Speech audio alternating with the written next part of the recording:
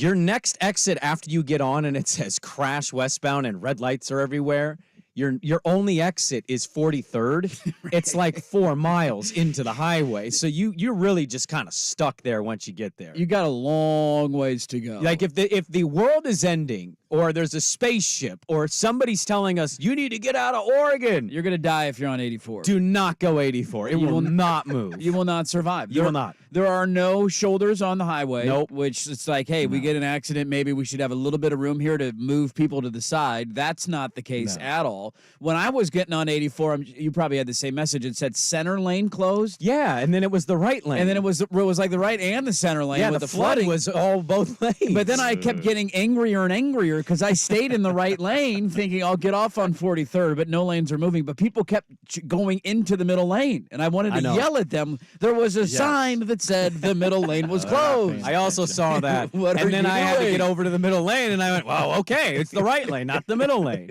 Who's the person relaying the information to the message board? I don't know. That's they're wrong. That's your ODOT kids. I didn't feel bad for that. There was one dude out there. Yeah. One dude. It was like broom in the water. I'm like, I don't know if that's going to work. He had a squeegee. It's like, oh, God, this whole morning commute Well, I'm is glad you guys made it safely. I'm legitimately telling you, the back of my car tailed into the other lane for a second. I was like, oh my God. Oh, yeah. A PSA, if you're getting in your car, just don't drive like an idiot. When the weather's like this, don't drive like an idiot ever, but don't drive like an idiot when it's like this. You screw it up for everybody else. If you're going to be 10 minutes late, you're not getting fired today. No. Look, all right? Do we give traffic updates for Duck football games that are on the road? For some reason, we do. I'll give you a real-life one here in our actual city. Don't go on 84 right now. There you go. Traffic and weather every 3 minutes. Get yourself Duck a pregame breakfast show. burrito on the way Look at in. you. Get you a burrito, too. You're dialed in this Go to morning. Victorico's and avoid 84. Your life will be better. Go on 84. Don't do it. I also didn't get a chance to take my morning you-know-what, and now I'm just going to it's going to bother me all day. It's just going to affect the show. I'm going to be uncomfortable. Can I give you some advice? And the body clock It's is not off. good. Can I give you some advice? What do you got? I've thought about your problem, and Thank you. Well, I sometimes thought about your crimes. you push the limit. Sometimes, Yeah, I do. like you walk in here at 59. You're like, oh, I got done. Yeah. Have you ever thought about waking up like 10 minutes early, just 10 minutes, and instantly making a small cup of coffee? I do it every morning. Oh. And it doesn't. No. Wow. No. I usually have to get about 8 ounces in order for things to kick into high gear. Well, have you thought about doing that before you leave your house so it kicks into gear and you're like, all right, well. See, that's the thing. It's always hit and miss. So sometimes if I'm here at a normal time, that means I went at the house. Yeah. If I'm here and I'm running late, that means I walked in the door and went immediately to the bathroom. And I've been here for 15 minutes. I've just been in the bathroom for 15 minutes. So I'm kind of damned if you do, damned if you don't. Do you have a pre-programmable coffee pot that automatically just starts? There you go. I do. Gets it going for you right out of the gate. See, we have one. It's very nice. You load it and you wake up and it's done. You got a cup of coffee ready to go right when you get out of bed. I have to do the coffee shop thing. We have an espresso machine. And so I'm like a literal barista. I'm just down there and I'm pouring it in. I'm flattening. I'm doing shots. I'm pouring almond milk. I'm making like a real coffee every day. There's a lot of work that goes into that. It is a bit much. I got to be honest with you. A lot of time and effort. And it's nice when the wife will randomly make one and there's a sign that says, check the fridge. And I'm like, thank you, God. Yeah. Because I can't drink warm coffee. It makes me tired. That's an odd thing. It's the warmness. When I'm warm, I'm gone. You put a blanket on me on a couch, I will pass out. It's just a matter of how many minutes. Like every time people will be like, hey, you're not watching. I'm like, yeah, I am. Like, you were just snoring. And I'm like, no, I wasn't. No, it wasn't me. Not I me.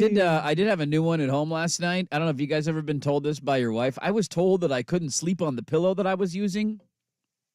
What do you mean you couldn't sleep on it? On the couch? No, on Like the with your head? bed. Yeah. So I don't know about you guys. I'm a one pillow person. Two I can't pillows do is two. Two's is too much. My head's up too much, and it's just uncomfortable. One pillow. But it's hard with one pillow to find one that has enough substance. Yes. You can't be too flat, but you can't be too inflated. So my normal one pillow got a little too deflated, and I'm like folding it, and it's just like this is too much going on. It needs to be refluffed. I just need a new pillow, And so we have multiple pillows. Usually 90% of them are on the ground because people aren't coming over to our house, and we throw the pillows on the ground and they stay on the ground.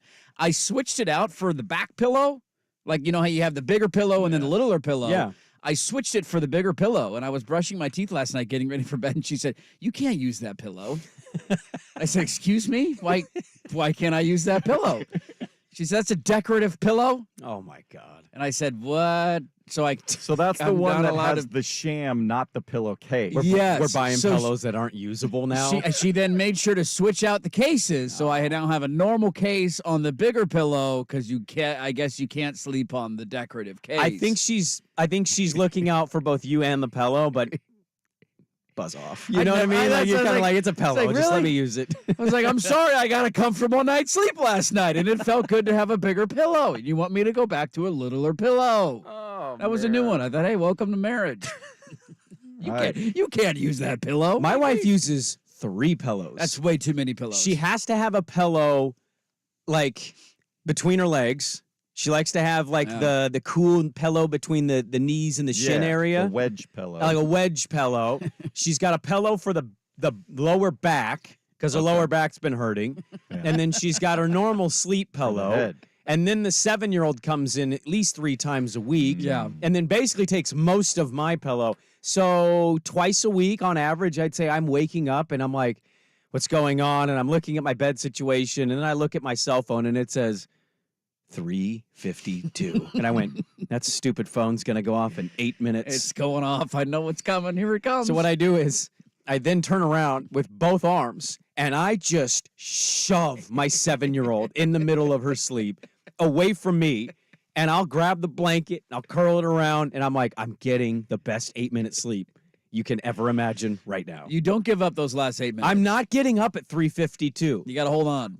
Swag, I don't know what time you wake up. We I talked wake to it. up at 4:30. 4:30. Okay, that's actually later than I wake up. That's good to hear because I talked with Terry Boyd on KGON. When's he up at 2? He told me in Dirty God. wakes up at 2:30. Yeah. And I said, "What time do you go to sleep?" And he goes, 6:30. And I'm just like, how does your life work? I know. Do you have a social life? No, plays the a answer lot to of that is golf. no. You play a lot of golf when you're off work, and that's it. He's older. He probably doesn't have much else going on. He eats dinner super early, and he goes to bed. I couldn't do that. I can't do I that. don't care how early I have to get up, and I go to bed earlier than I think you guys do on most nights. Yes. But I can't. Like 6:30 is a bridge too far. That's way too I early. will die on that hill. What's that like in summer? Awful. It's just got to be depressing. It's still hot Yeah, when out. It's hot. The and sun's you out at just gotta have 6:30. AC blasting. AC, blackout shades, and you have to just mentally get over the fact that like little kids are still outside playing. Riding their bikes. Yeah. You're laughing and stuff. The ice cream truck's still driving by. It's the middle of the day. Do kids still put baseball cards in their spokes? I hope so. I don't know. I feel like that's not a thing anymore. They probably have technology that now does the sound automatically for them, but the old school way was a lot of fun. Or pop cans. We used to do pop Yeah. cans too. No, Pop we did, cans, yeah, we yeah. did the baseball cards. Baseball cards for sure.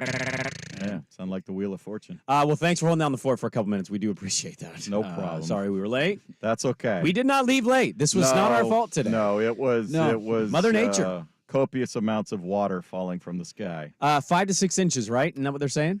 over the this week. Yeah, I think there's I like think for the week, yeah, we get a what do they call it? A pineapple express. Lovely. Is that what that is? Because it comes up Thought that was the weed. warm water, which is why it's so warm. It's almost 60 degrees. is out It's, there. very it's warm. kind of It nice comes out of there. Hawaii, basically. It Oh, just- that's what the wife was saying. Something about Hawaii, and I was like, Yeah. Hawaii's giving yeah, us the our weather? jet stream's Damn it, coming out Hawaii. of Hawaii, and Come they call on, it a Jetstream. Pineapple Can we move Express. this thing around a little bit here? This I is like too that. much. Pineapple Express. It's a good name for it. Well, we have a good show. I know you teased it already, so I don't need to do that. Again, for the mail sack, I know you mentioned it, but get the mail sack questions in. And let's get it going. Dirt and Sprague, good to be with you. A little late, but we're still here, and we're happy to be here. We have a lot to talk about on the Fan.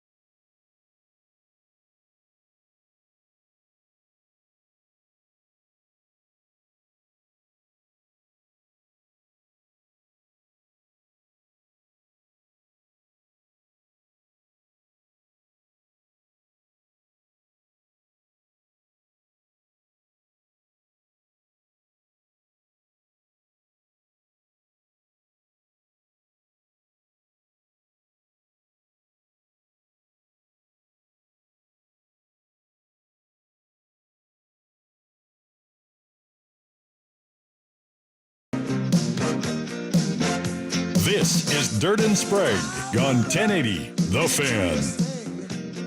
All right, welcome back in. A nice little Tuesday morning. Drive safe out there. If you're just tuning in, massive traffic on 84. Avoid it. It's flooding everywhere. Go 40 miles an hour. You'd rather live than avoid being 3 minutes late is what I would say. Amen, brother. Right lane bros over here. Take our time. We'll get there when we get there. So are we in yet? It seems like we are. It seems like we're all in together here.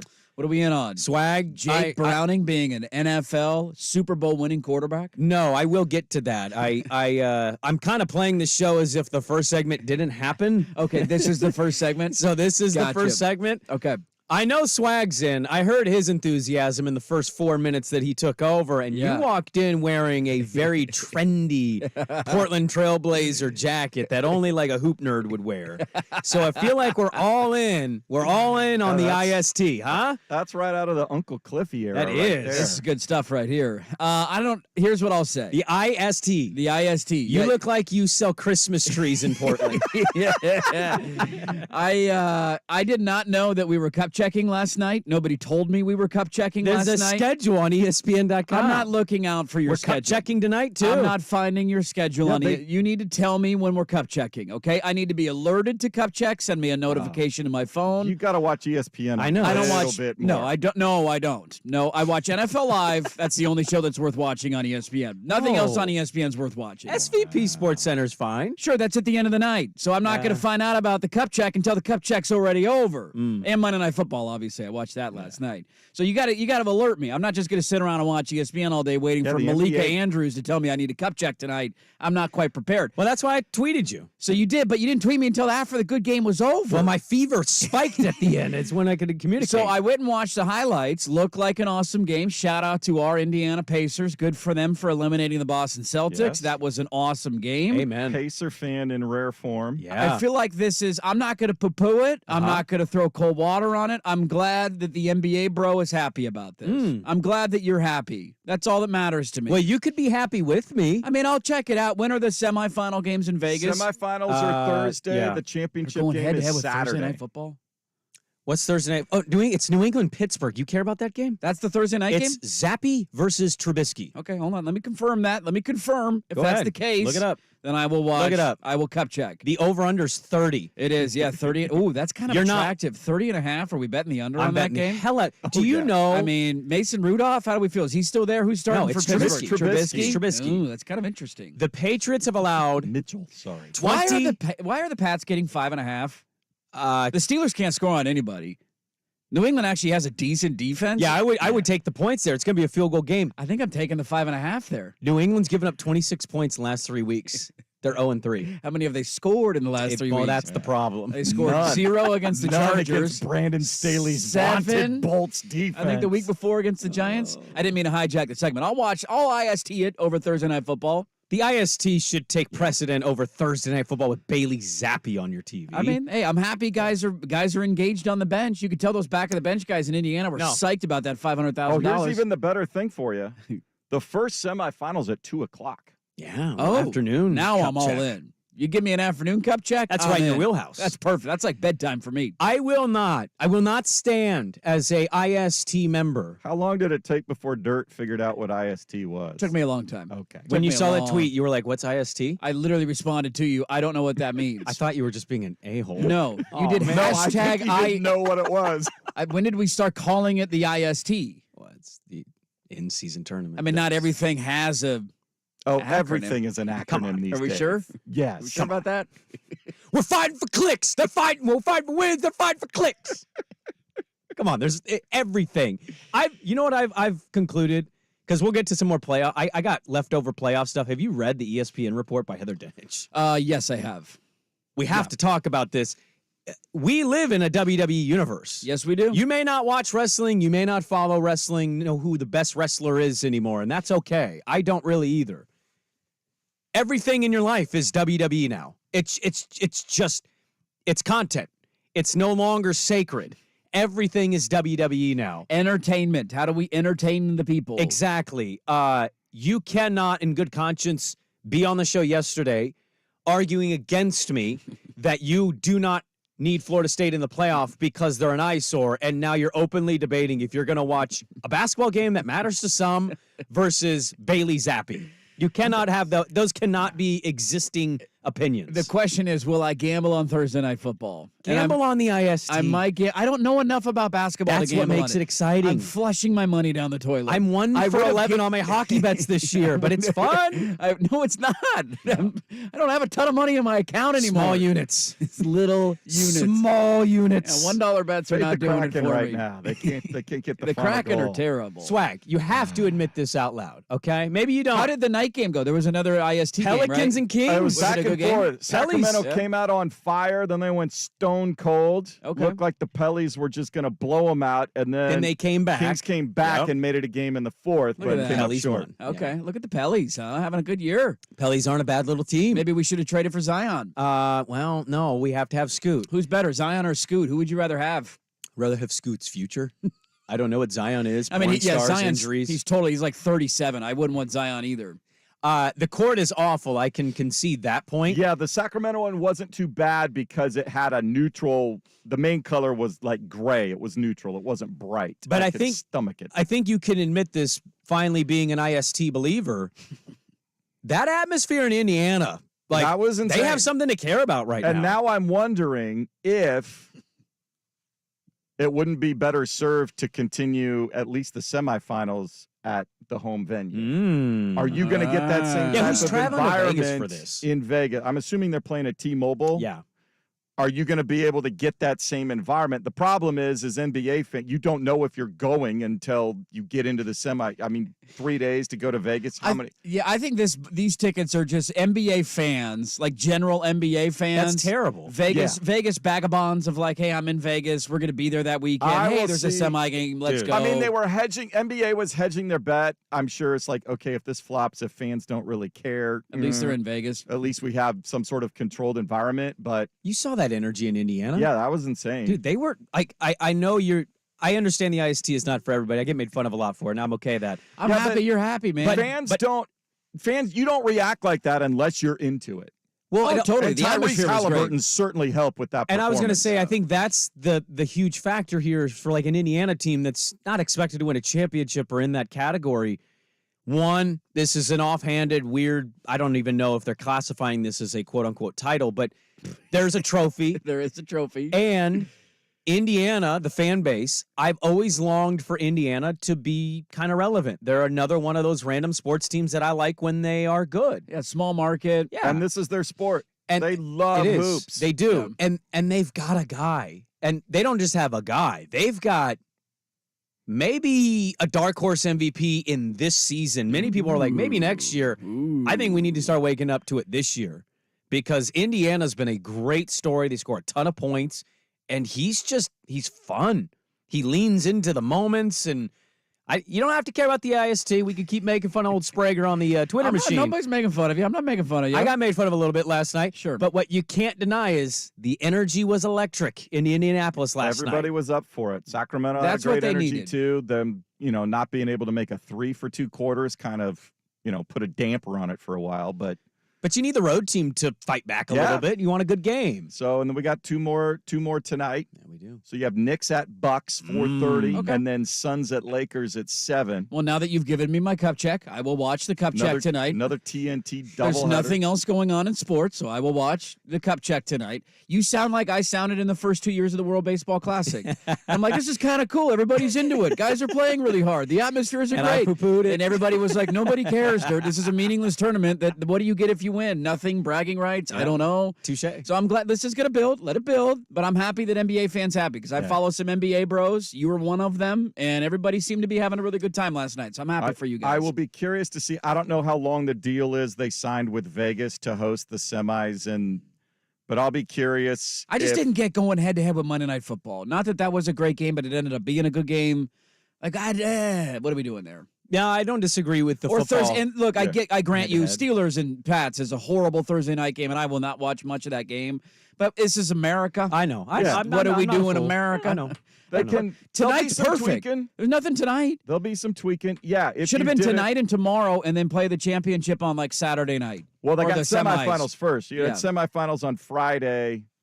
Title. Well, you don't want to have the title game on Sunday. I don't know how you do it. But they'll tweak it. You do. I think you need to reward with point differential.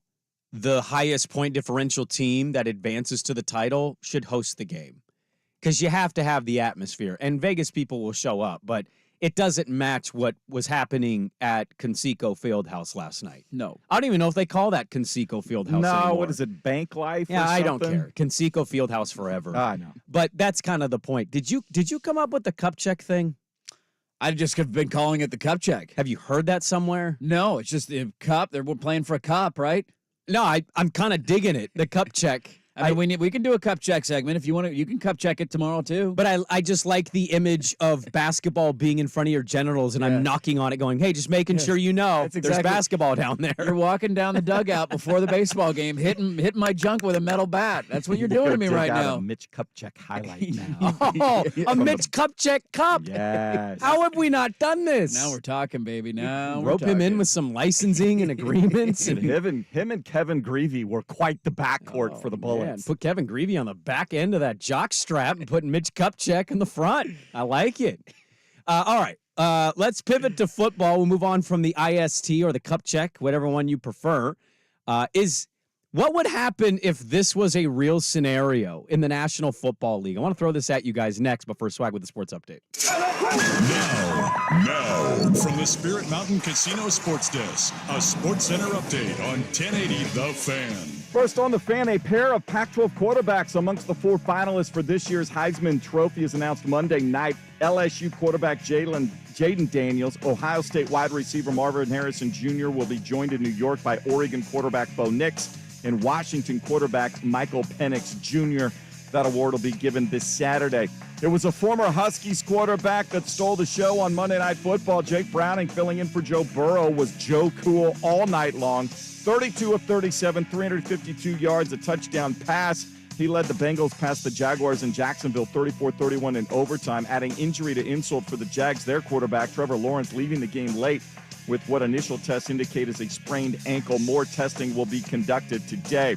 The NBA's in-season tournament reaching the knockout stage. Quarterfinal action Monday night saw Pacers point guard Tyrese Halliburton post his first career triple-double, leading Indy past Boston 122-112. Then the Pelicans went into Sacramento and beat the Kings 127-117. Tonight, the Knicks visit the Bucks at 4:30. Then the Lakers host the Suns at 7. All the winners go to Vegas for semifinals on Thursday. To the college ranks, Oregon State Beavers needed 2 overtimes to hold off Cal Poly 70-63 and remain undefeated at home this season. More sports scores and stories in 30 minutes. Jason Swigart from the Spirit Mountain Casino Sports Desk. Spirit Mountain Casino brings you big games on big screens with big-time sports betting action. Learn more at spiritmountain.com. Tired of getting dinged by subscriptions? We won't send you a bill. Portland's sports leader, 1080 The Fan. Hey, it's Suk for A&E Plumbing, Heating, and Air. Installing a new train system was one of the best decisions I made when remodeling my home.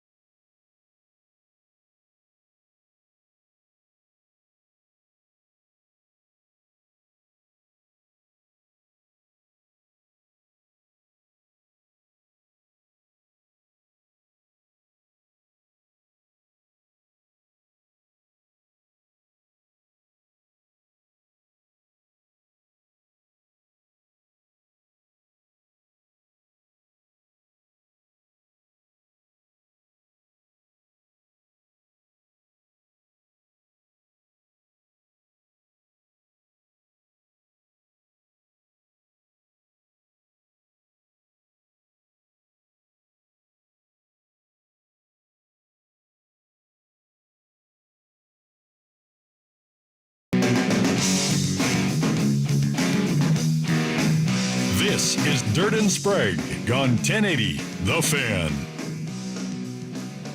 Hell of a night for the Washington Huskies. They get to announce Michael Penix as a Heisman finalist, and then Jake Browning beats Jacksonville in Jacksonville for the Bengals' playoff chances. The Survivor pool is officially over. I was going to say, somebody won it yesterday. It's officially over. One took the Dolphins this weekend. The other one was on the Jags last night, and Jake Browning ended the Survivor pool. Is that person that lost a Duck fan? Husky. And he's been texting me nonstop for the last 3 days. He's in Hawaii right now, and he woke up at 3 o'clock in the morning yesterday to listen to the show. If you want to know how my personal life's going, that's been fun to deal with. So, yeah, there was a sweet bit of irony. I thought if this bastard wins the Survivor pool, too, that I set up, no, this can't happen. So, you know what? Redemption, baby. Thank you, Jake Browning. Should have pointed on his way into the end zone as he eliminated him from the pool. Swag had a very controversial text, and I didn't want to make a big deal of it on the text. I wanted to save it for the show.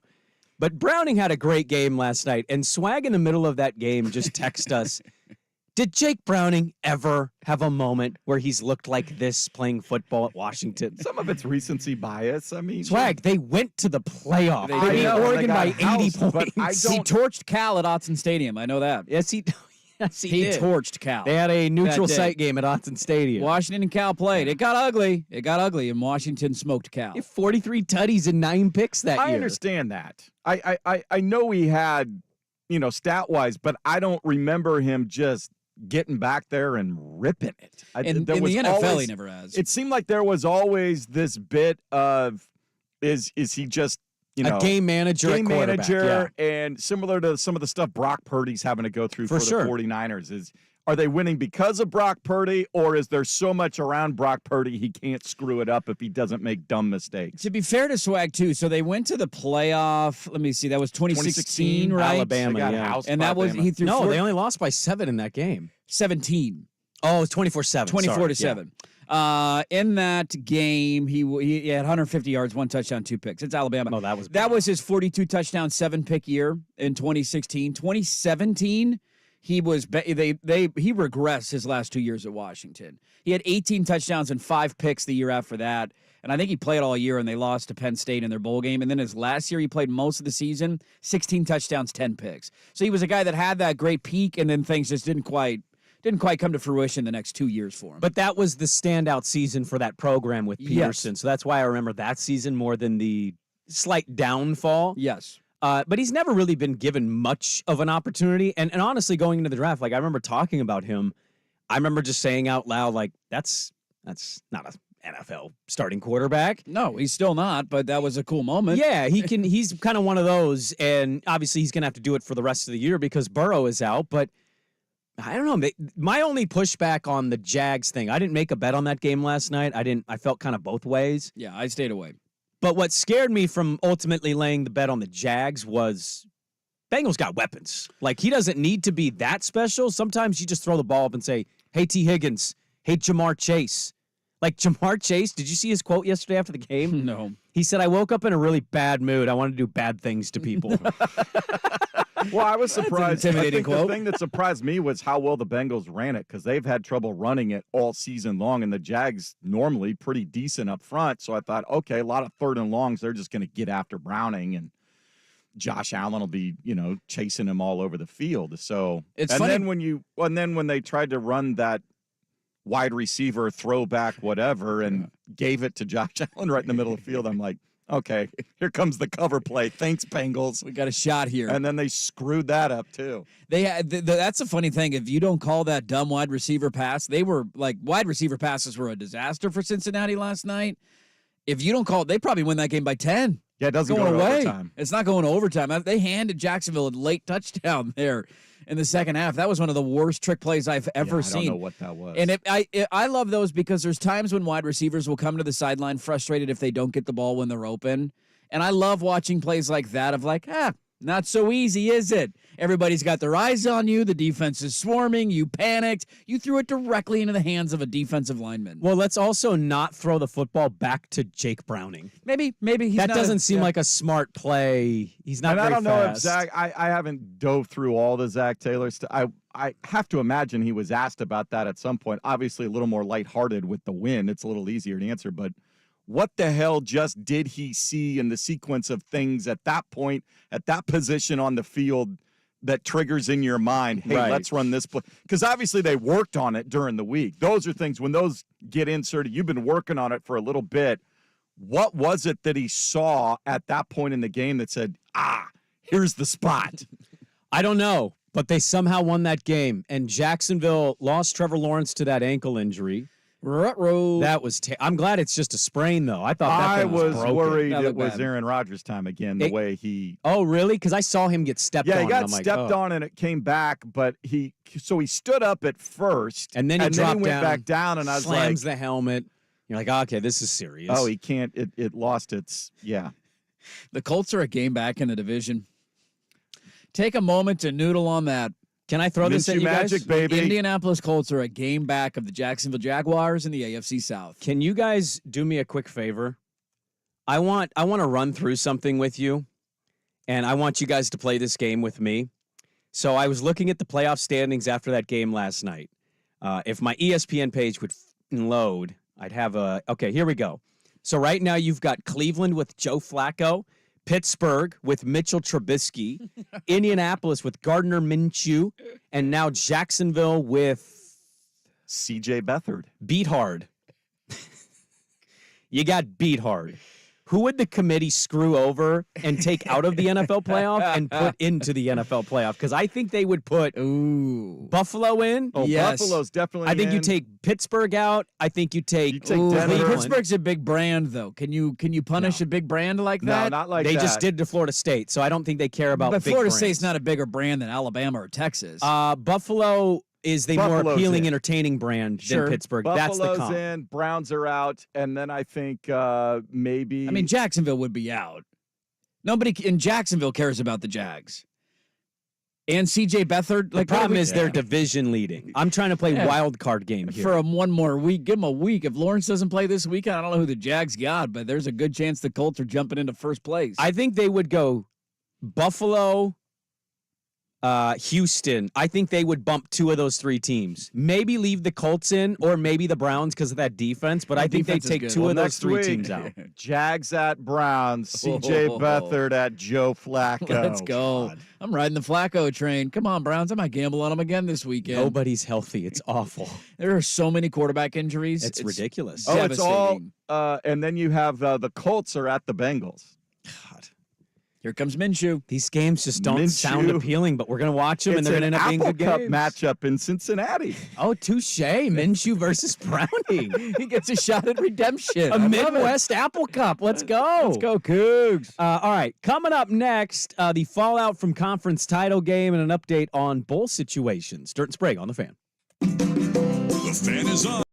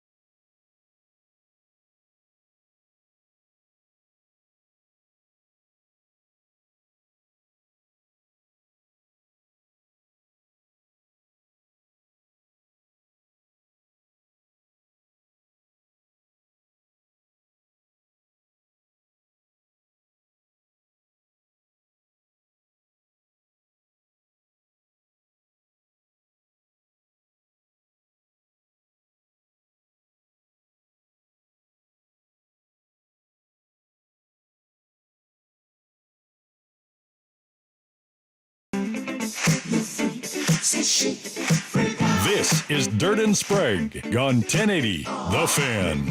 All right, welcome back in. We have fallout from the college football playoff to get to.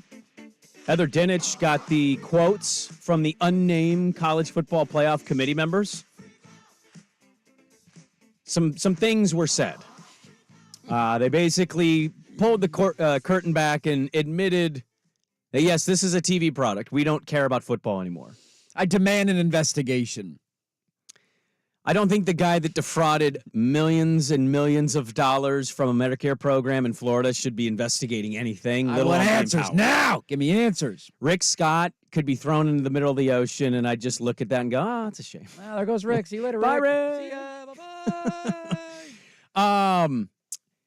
Fallout from the conference title games, bowl games. I can't believe I'm saying this, but I shouldn't be that surprised. Mm-hmm. They announced yesterday that the Sun Bowl has been sold out. Already sold out in El Paso, Texas. Yes. Notre Dame fans are disgusting. Yeah, that's a weird one. That ain't Oregon State selling that out. Definitely not. I didn't know how much of that, because I think in some of these markets you have a fan base that supports it, that lives there. Like no matter who plays in the game, people go every year. It's like a tradition. It becomes a thing. Okay. So I think that I'm wondering if that's part of it, because I can't imagine Notre Dame fan is thrilled to be going to El Paso, Texas either. Notre Dame fan goes to Ireland to watch their team play their first game of the year. Ireland. Yeah, dude, Ireland's cool. El Paso, Texas is not cool. that fan base goes to everything. I mean, I'm not disagreeing with you, but to sell out the game, I don't know if I'm Do you ready think to this give... is El Paso people? I think El Paso people are going. I think there's a lot of El Paso bros that are there. Well, what else are you doing in El Paso on December 29th? Exactly. Why would you? Yeah, I guess. What else is there to do? I've Maybe never Oregon been to- State fans sold it out? I mean, no, that definitely didn't happen. wow. I don't. That's 100% not. I don't think either of our fan bases are traveling The very well to stadium's bowl not- games this yeah. year. That's a Stadium's pretty not that- concrete fact, not an opinion. A buddy of mine stopped by yesterday and got me a birthday gift.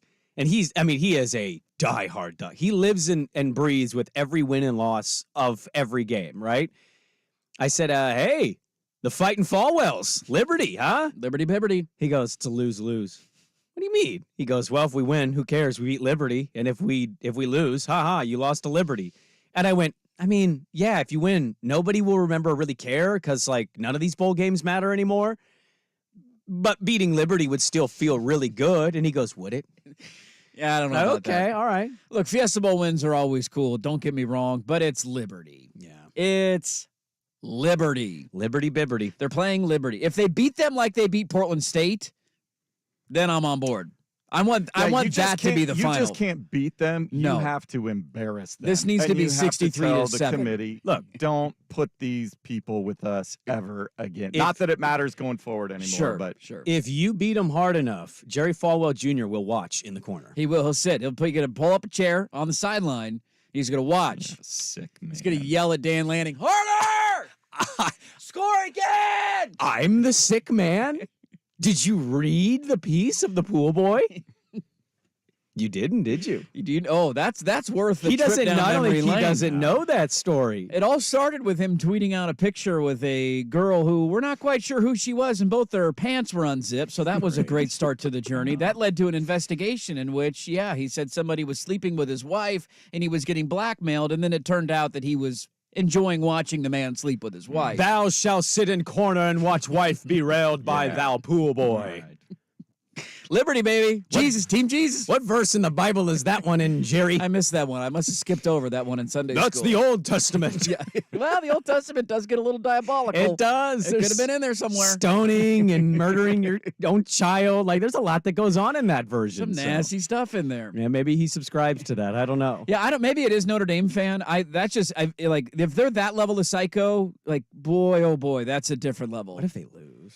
That'd be hilarious against Benny G. an Oregon State team that does. I mean, I don't know who's playing for Notre Dame, but I'm imagining not many guys are going to be in the lineup for Oregon State. I know their quarterbacks are gone. Yeah, hey, so you're back to last year. Sam, who was Hartman? Hartman, yeah. Did he announce he's not playing? Have we heard that one yet? I'm imagine he's going to the draft. I'd imagine he is, but I don't know. I'm 28 years old. I assumed Bo wasn't going to play, and he said he's playing, but there's no Damian Martinez. Like, that's going to be a cluster. Can we unsuspend that situation? How about a first half suspension? Can we take backsies? Just play him in the fourth quarter. That's what you do. It's tough for Oregon State fan. I know you don't know this. You got to at least watch your team hit a buzzer beater to win against Michigan at home. Yeah.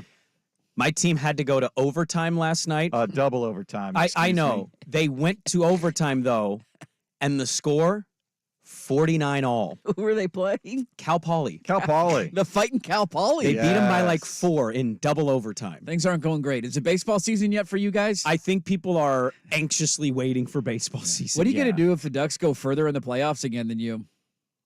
In college baseball? Yeah. Did you guys get to Omaha? No. But, Get to Omaha and then talk to us. I mean, Like just one time, get to Omaha. do you want me to respond with the comeback there, or do you want me to holster that? I don't think you can talk trash in baseball. I don't think you're allowed to. I mean, I could say find a conference, but, We did. Mountain West. Okay, We're gonna okay. just win another national championship, dominating those boys. Just checking on that one. Is there another program you guys don't have that you want to make that we do really well? Is there anything else we can motivate you guys to make? I mean, it sounds like we Beach need a men's volleyball? soccer team. I love that Men's soccer. That's men's a soccer. good one. You guys yeah. are in on men's soccer The now, final of aren't the you? College Cup, right? Yeah. College Cup, There Final you go. Four, baby. Look at More you cup guys. check talk. Hey, how about that? Glad you're good at men's soccer. We don't have a lot. No, you don't. You know what? Leave us alone. You don't have a lot. Wrestling. I want to look up how many more years Tinkle has. Because I really think they gave him like a 6-year extension from that Elite 8 run. And that was only a couple years ago. Things aren't going great down there, Bob. No. He signed an extension through the 2027 season. Oh, my God. So It's 2023. you got a long ways to go. He's And they're- making $3 million a year. Four more years. And we're poor. 4 more years. No You can't- buyout coming. You can't buy that contract out. There's no chance.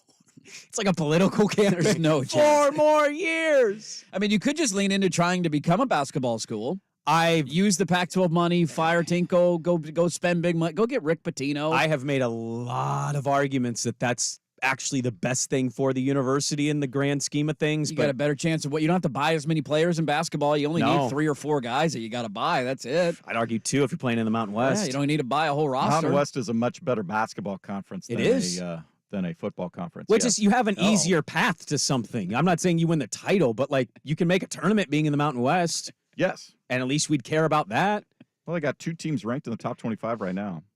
We might win that Frosted Flake bowl game though. Let's go, Better baby. watch out, Catholics. We're coming. Tony the Tiger.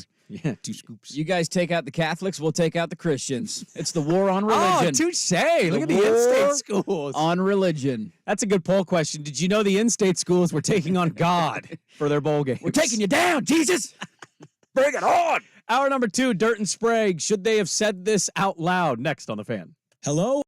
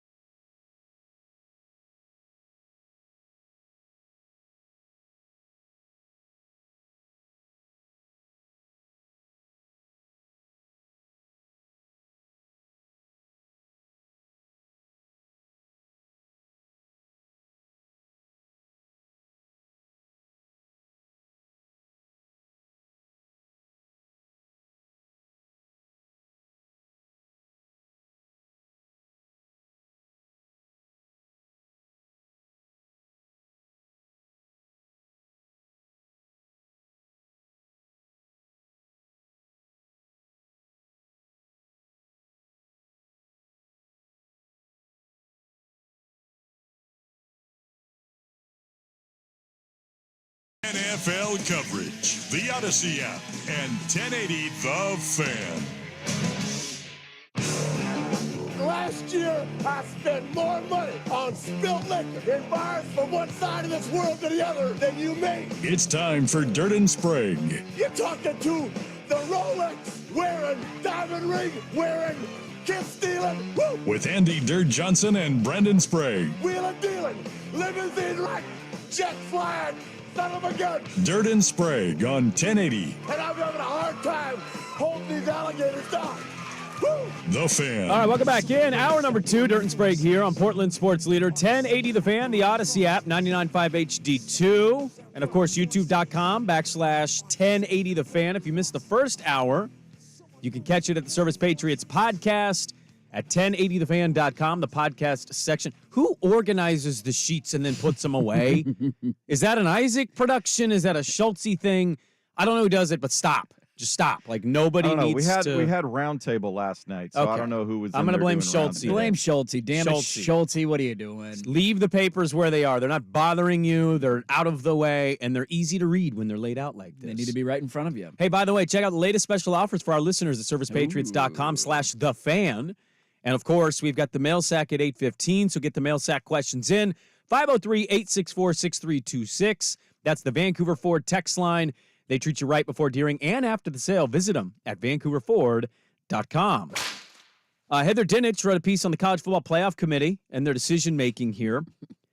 And quite the statements to be making. There were a lot of them in there, a lot of quotes in there. I know it was anonymous, but to have some of the quotes that they had, and even if you don't have a name attached to it, it's like, that's how you guys were viewing this? It's pretty remarkable. It's inside the College Football Playoff Committee's decision to leave out Florida State. And she goes through it, and the first quote, it hits you right there. It says, all of us had the emotional tie, like, holy S, this is really going to suck to do this. Yeah. We talked about that over and over, and we just kept coming back to, on Florida State, are they good enough with what they have to win a national championship? And it just kept coming back to, we didn't think they could. That quote in particular got tossed around and went viral, Dirt, because they've been on the record too many times to count since the start of this, saying, we don't project out. We don't project out. And then when it came to a television decision, not a football decision, they projected out, and they chose Alabama. Yeah, look, I will repeat what I've always said. This whole process is dumb. None of it has ever made any sense. You have 13 people sitting in a room deciding who gets to play for a championship. Like, if you take yourself out of the college football bubble and think about that existing in any other sport, it would be lunacy. We would never decide a champion that way. And this is the final year, and they had been waiting all season for this to settle itself. They assumed Florida State would lose with a backup quarterback. They assumed that Alabama could drop a game somewhere. Auburn damn near beat them. They assumed that Washington would lose at some point. They keep eking out wins. This will all settle itself. We'll get to the end of the year. You'll have a couple of one-loss conference champions. We can all guess who's going to be in, and there you go. This will be wrapped up nice and tidy. The one thing that I will push back on, though, and I hear that a lot of, like, this was made for television, and I don't necessarily disagree with the overall premise of it, but I also feel like it's taking away the aspect of as if Alabama didn't deserve to go to the playoff as well. And we can argue who had the more deserving case. Was it an undefeated Florida State or a one-loss Alabama? That's a valid argument to have. But I think there's this notion out there that they put in like a 3-loss SEC champion because they didn't want Florida State playing with a backup quarterback. Alabama lost 2 games last year. And if you remember in the playoffs, going into the committee selection, you remember what Nick Saban did? He said we were one of the 4 best. So he did the same exact crap. We deserve to be in. We only lost 2 games by a couple of points. Blah, blah. And everybody said, shut up. You didn't win your conference. You don't have an argument. You're a 2-loss team. The way that I've always viewed the playoff is if you're a conference champion, undefeated or 1 loss, you're thrown into a collection of, all right, these are our candidates, and we get to pick the teams. There's this notion that it was only made for television and that football had nothing to do with it when Alabama just dominated the best team in the country on Saturday. Well, I think you can read this piece by Dinich and conclude that it was TV, not football, because this is a damning part right here. Inside the crux of the debate in the wee hours of Sunday morning centered on how to evaluate Florida State, which beat Louisville with its 3rd-string quarterback after Travis went down and Rodemaker went down. They were both sidelined by injury. While the Seminoles' defense impressed the committee and had all year, there were significant concerns about FSU's offense. I don't know if the committee, and this is kind of damning in itself, was even aware why the backup quarterback was out for just that game and that he was going to be back for their bowl game. Mm-hmm. I mean, he did play against Florida, and he didn't look very good. Offensively, they didn't play very well. I mean, they were down early in a road game in a hostile environment against. We're not doing this again. Bama needed 4th and 31 against Auburn. That's worse to me than beating Florida going away at the end of that ball game. And if they lose that game, they're not in the playoff. I know. What about Georgia? You cannot be telling me in good conscience you're an arguer of the top best four teams in college football, and Georgia's not one of them. They're not a conference champion. That's a major criteria for making the college football playoff. Florida State. Well, see again, undefeated conference champion. The way that doesn't matter, but SEC conference champion and like really a 2-team conference, maybe a 3-team if you want to put Ole Miss and Missouri in that category. Sure. I don't know, man. It's the bending of this whole argument that's just kind of been funny for me to follow because we're projecting out on a team that we don't know what they would do. I mean, we know what they would do. We know that they would lose. It's okay to admit that. No, I don't know that. See, this is where we literally talked yesterday about what would happen, and this would happen, and that would happen. Sure. And then we also, in the same show, talked about teams that lost when we didn't expect it. That were to fully healthy teams. Like they would have had their backup quarterback back. That's not a fully healthy team. There's not a person alive that would have picked Florida State to beat Michigan. Cool. And that's okay. I would have taken the 16 to 17 points and been okay with that. That's okay. You can cover the spread. That's not winning the game. So I think there's a difference here, though, right? Like there's a deserving case, and that argument is 100% valid. They deserve to be in the college football playoff. Where I will continue to push back is that, one, they didn't have a chance in hell at winning a national championship. There was zero chance Florida State was going to win a national championship. I'm not saying criteria. I'm not saying it's a criteria. I will also continue to push back that this notion that Alabama was not deserving. And I hate that I have to be the guy that defends Alabama because it makes me feel really slimy and dirty. I think we all view this through different lenses, right? Like, what's more important, eyeball test or resume? What's more important, who you've beaten or who you've lost to, right? Like there's all these different metrics. And I think to find the best playoff, you have to do the best job of combining them. There's this belief out there that they put a 3-loss or a 2-loss team in who had no argument whatsoever to make it over Florida State, and that's just not the case. They had to decide between a precedent. The precedent was you're either going to overseed or supersede a head-to-head outcome between Texas and Alabama, or you're going to do something that you've never done before, and that is not allow an undefeated team to make the college football playoff. And they chose the latter. They chose to eliminate Florida State. And I will maintain, Pate made this opinion the other night. I think this is a good thing long-term for Florida State because they get to spend the entire offseason arguing we were wronged, we were damned, and they don't have to go to the playoff and then hear everybody complain when they're down 24-0 in the first half to Michigan. Beating Georgia certainly is an incredible feat. I mean, it's the best win of the college football season, whether you agree with it or not. It is the best win of the college football season, and it's not even close. Texas winning by 10 at Tuscaloosa is Alabama more impressive to me. They were the number one team all season. They haven't lost a game in 2 years, and they dominated the football game. Alabama also has 5 stars at every position, too. Like that, I think Texas winning at Alabama is more impressive. That's a neutral site win. Texas went to Tuscaloosa and won by 10. And it was in week 2. It's about how you're playing at the end of the season. I think you can also make an argument Washington beating Oregon is definitely up there, too. Like, absolutely it is. This is where the whole, like, the best win conversation loses me. It's like, Alabama could win the title, though, Sprague. Like, duh. They recruit 5 stars every year. In a year where they lose 2 games, they could win the national championship. Mm-hmm. I don't know. We're getting away from, not that, I guess ultimately we're going to have 12 next year, and the committee, I think, looked at this and said, no, we're doing a TV production. We're not doing football because nobody's ever made an argument against the undefeated conference champion ever. Yeah, I think part of the reason I'm just not quite as upset about it as some is because you want to see the game. I do too. I want to see. I'm going to pick Alabama to beat Michigan. Well, sure. I'm not as big a believer in Michigan as other people. I want the 4 best teams in, and I also don't respect the ACC. That's part of this for me. Like, we've left out. Why do we respect the Big 12?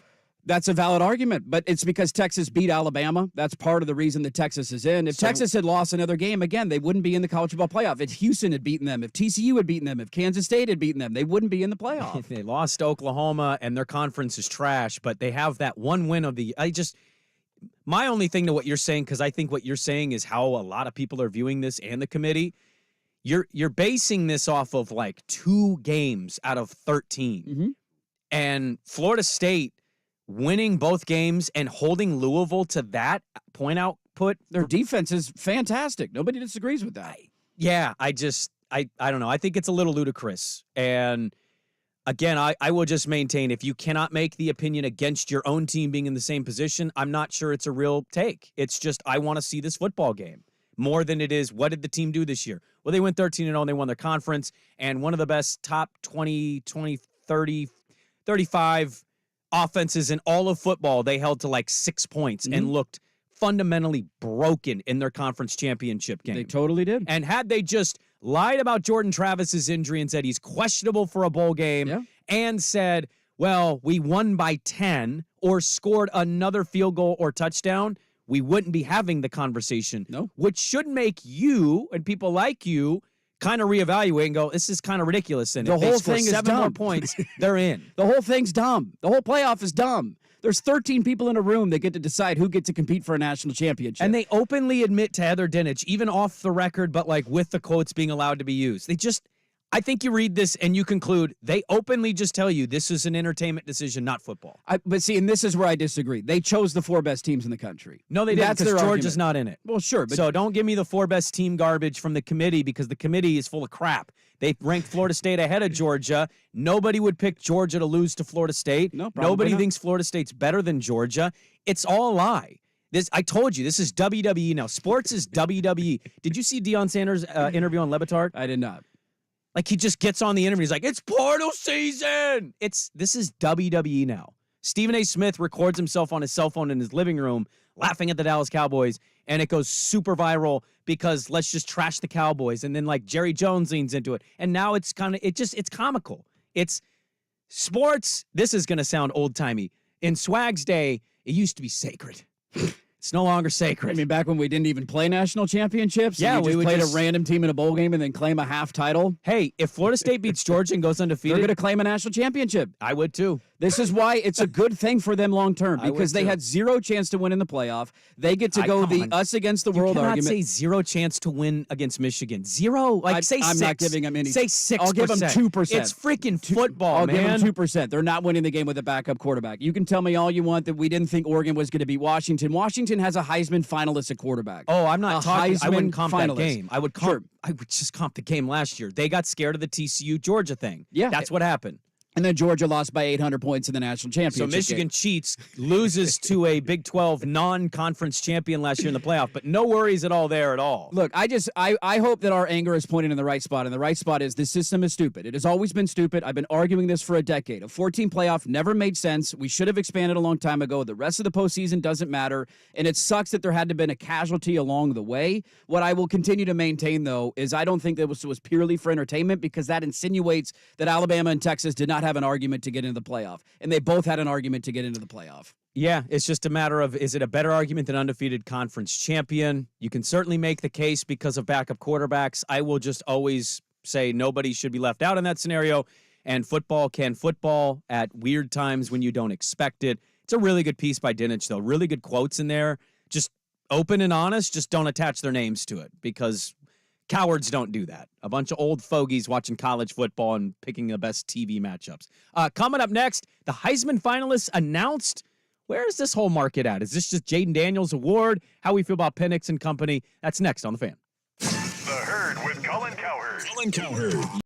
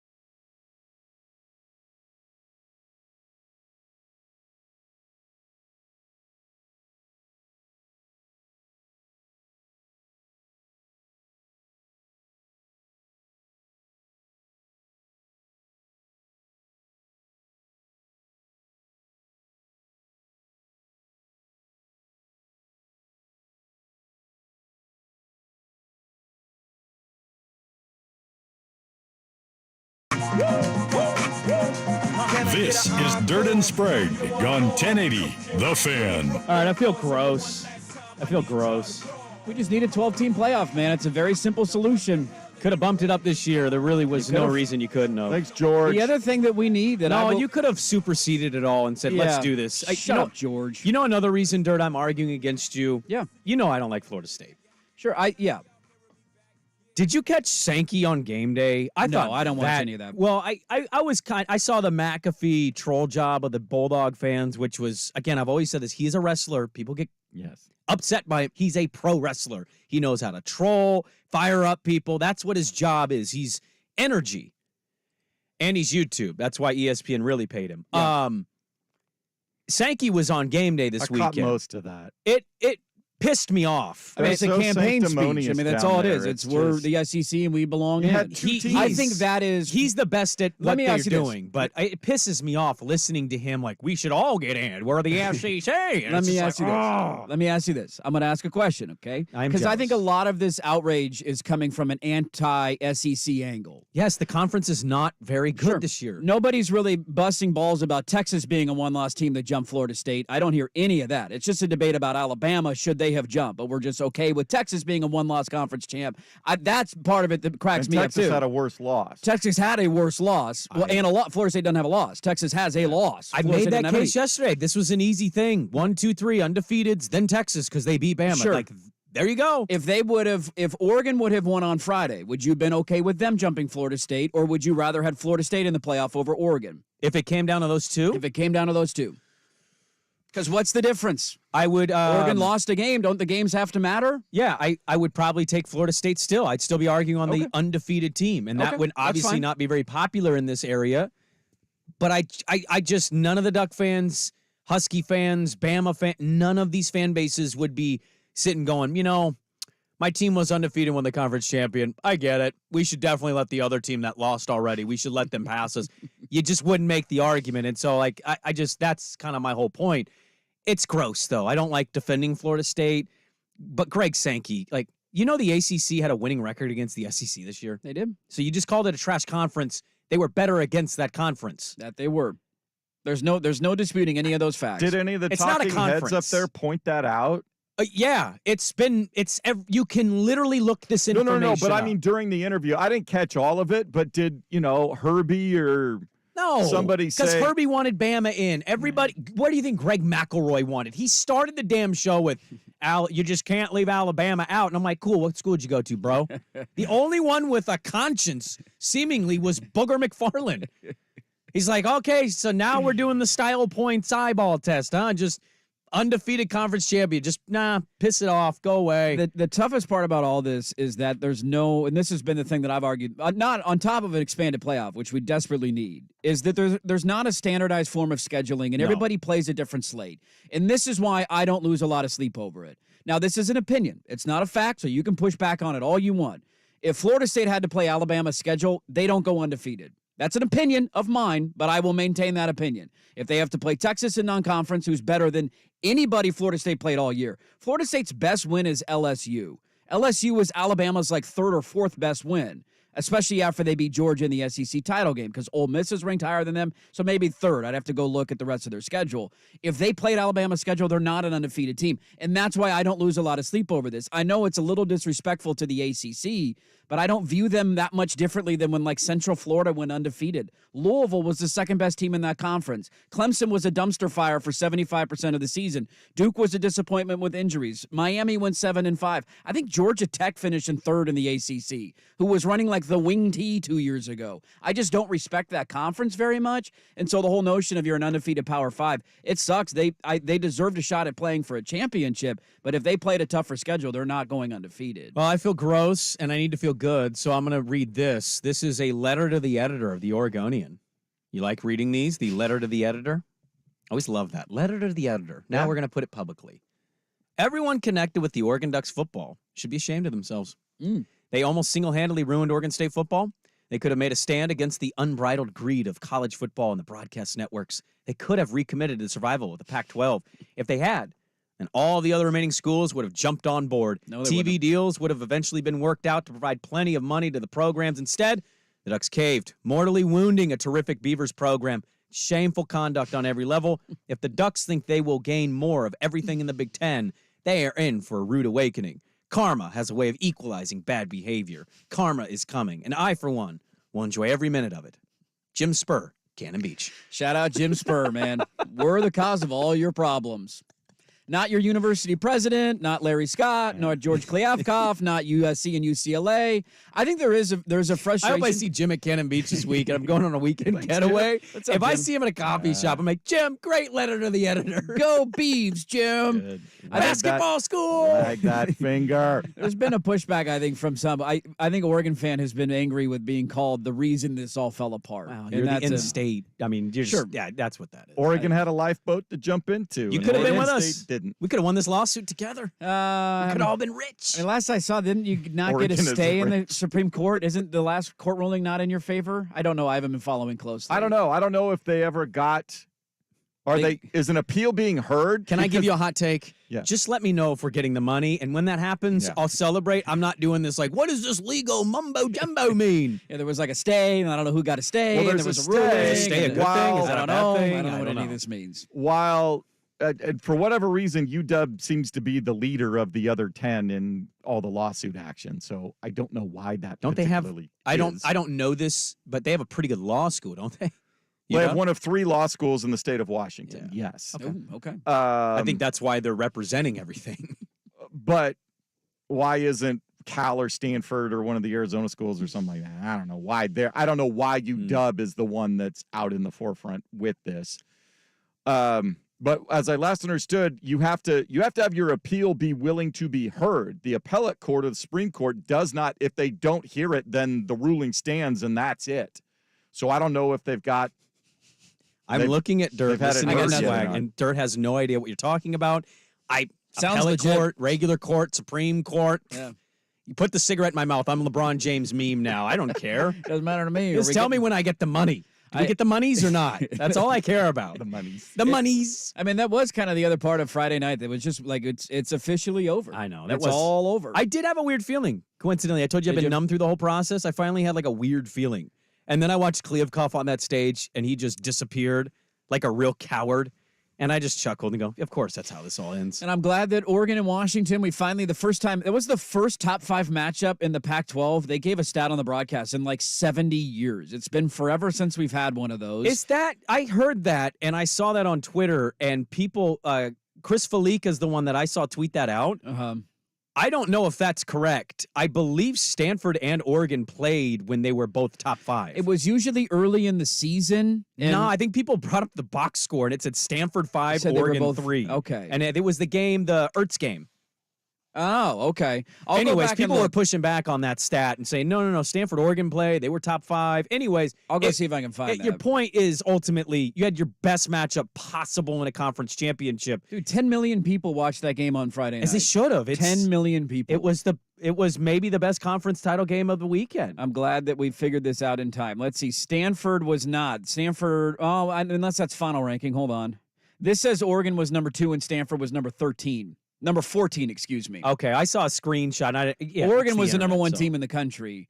So they finished number 2 and Stanford Gotcha. finished 13. But they were a 9-2 team coming in and Oregon was 10-1. I don't know why, but Jim Spur has a sick gray beard, and he's hitting those waves with his dory boat. Go Braves!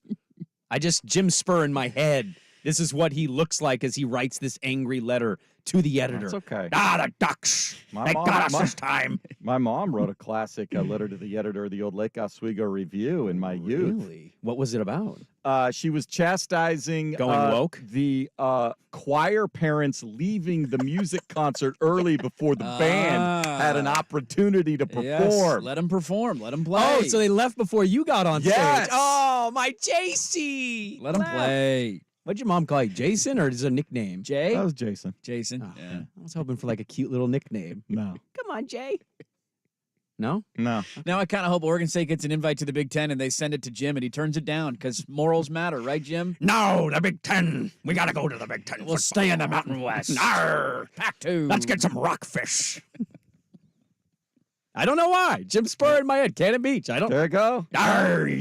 All those bougie Duck fans, like all those bougie choir parents. What's Jim Spur doing today? I would be willing to wager he's looking for One-Eyed Willie's ship. He's out there looking for pirate booty. Where's that pirate booty? Go Beavs. I read your letter to the editor, Jim. Very well done. Shout out, Jim. I don't feel as gross now. Coming up next, I don't know what you want to get to. This whole day has been weird and unorganized, and we're all over the place. I want to talk about the things that the committee got actually wrong, because I got more. It's not We even already committee. did talk about that. It's not even the committee. I don't even know who votes on this and how this is decided, but Okay. I have an axe to grind, and we haven't talked about it yet. We'll get to that. We got Heisman finalists. I didn't get to that segment. Bo is in it. Does Bo still have a shot at this? Maybe? I don't know. It seemed like maybe he was eliminated on Friday, but anyways, we'll get to all that next. Dirt and Sprague on the Fan. Now, from the Spirit Mountain Casino Sports Desk, a Sports Center update on 1080 The Fan. Brought to you by Toro Mexican Kitchen. Transport yourself to Baja, Mexico with delicious regional dishes and cocktails. Book your table today at ToroPDX.com. First on the Fan, it is a pair of Pac-12 quarterbacks amongst the 4 finalists for this year's Heisman Trophy. Announced Monday night. LSU quarterback Jaden Daniels and Ohio State wide receiver Marvin Harrison Jr. will be joined in New York this weekend by Oregon Ducks quarterback Bo Nix and Washington Husky quarterback Michael Penix Jr. Former Husky quarterback stole the show Monday night in Duval. Jake Browning was Joe Cool all night. 32 of 37, 352 yards, 1 passing touchdown, leading the Bengals past the Jags in Jacksonville 34-31 in overtime. Adding injury to insult for the Jags. Their number 1 quarterback, Trevor Lawrence, left the game late. Initial tests indicate a sprained ankle. More testing being conducted today. Boy, the NBA's in-season tournament, quite a thing in the knockout stage Monday night with quarterfinal action.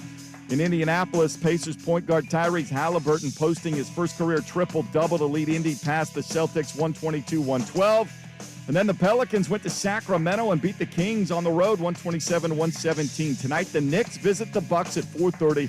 Then the Lakers host the Suns at 7. Doubleheader on TNT. All 4 winners head to Vegas for semifinals on Thursday. From the college ranks, the Oregon State Beavers needed 2 overtimes to hold off Cal Poly 70-63. They remain undefeated at home this season. More sports scores and stories in 30 minutes. Jason Swigard from the Spirit Mountain Casino Sports Desk. Spirit Mountain Casino brings you big games on big screens with big-time sports betting action. Learn more at spiritmountain.com. Every day, get the NFL headlines delivered straight to you. Follow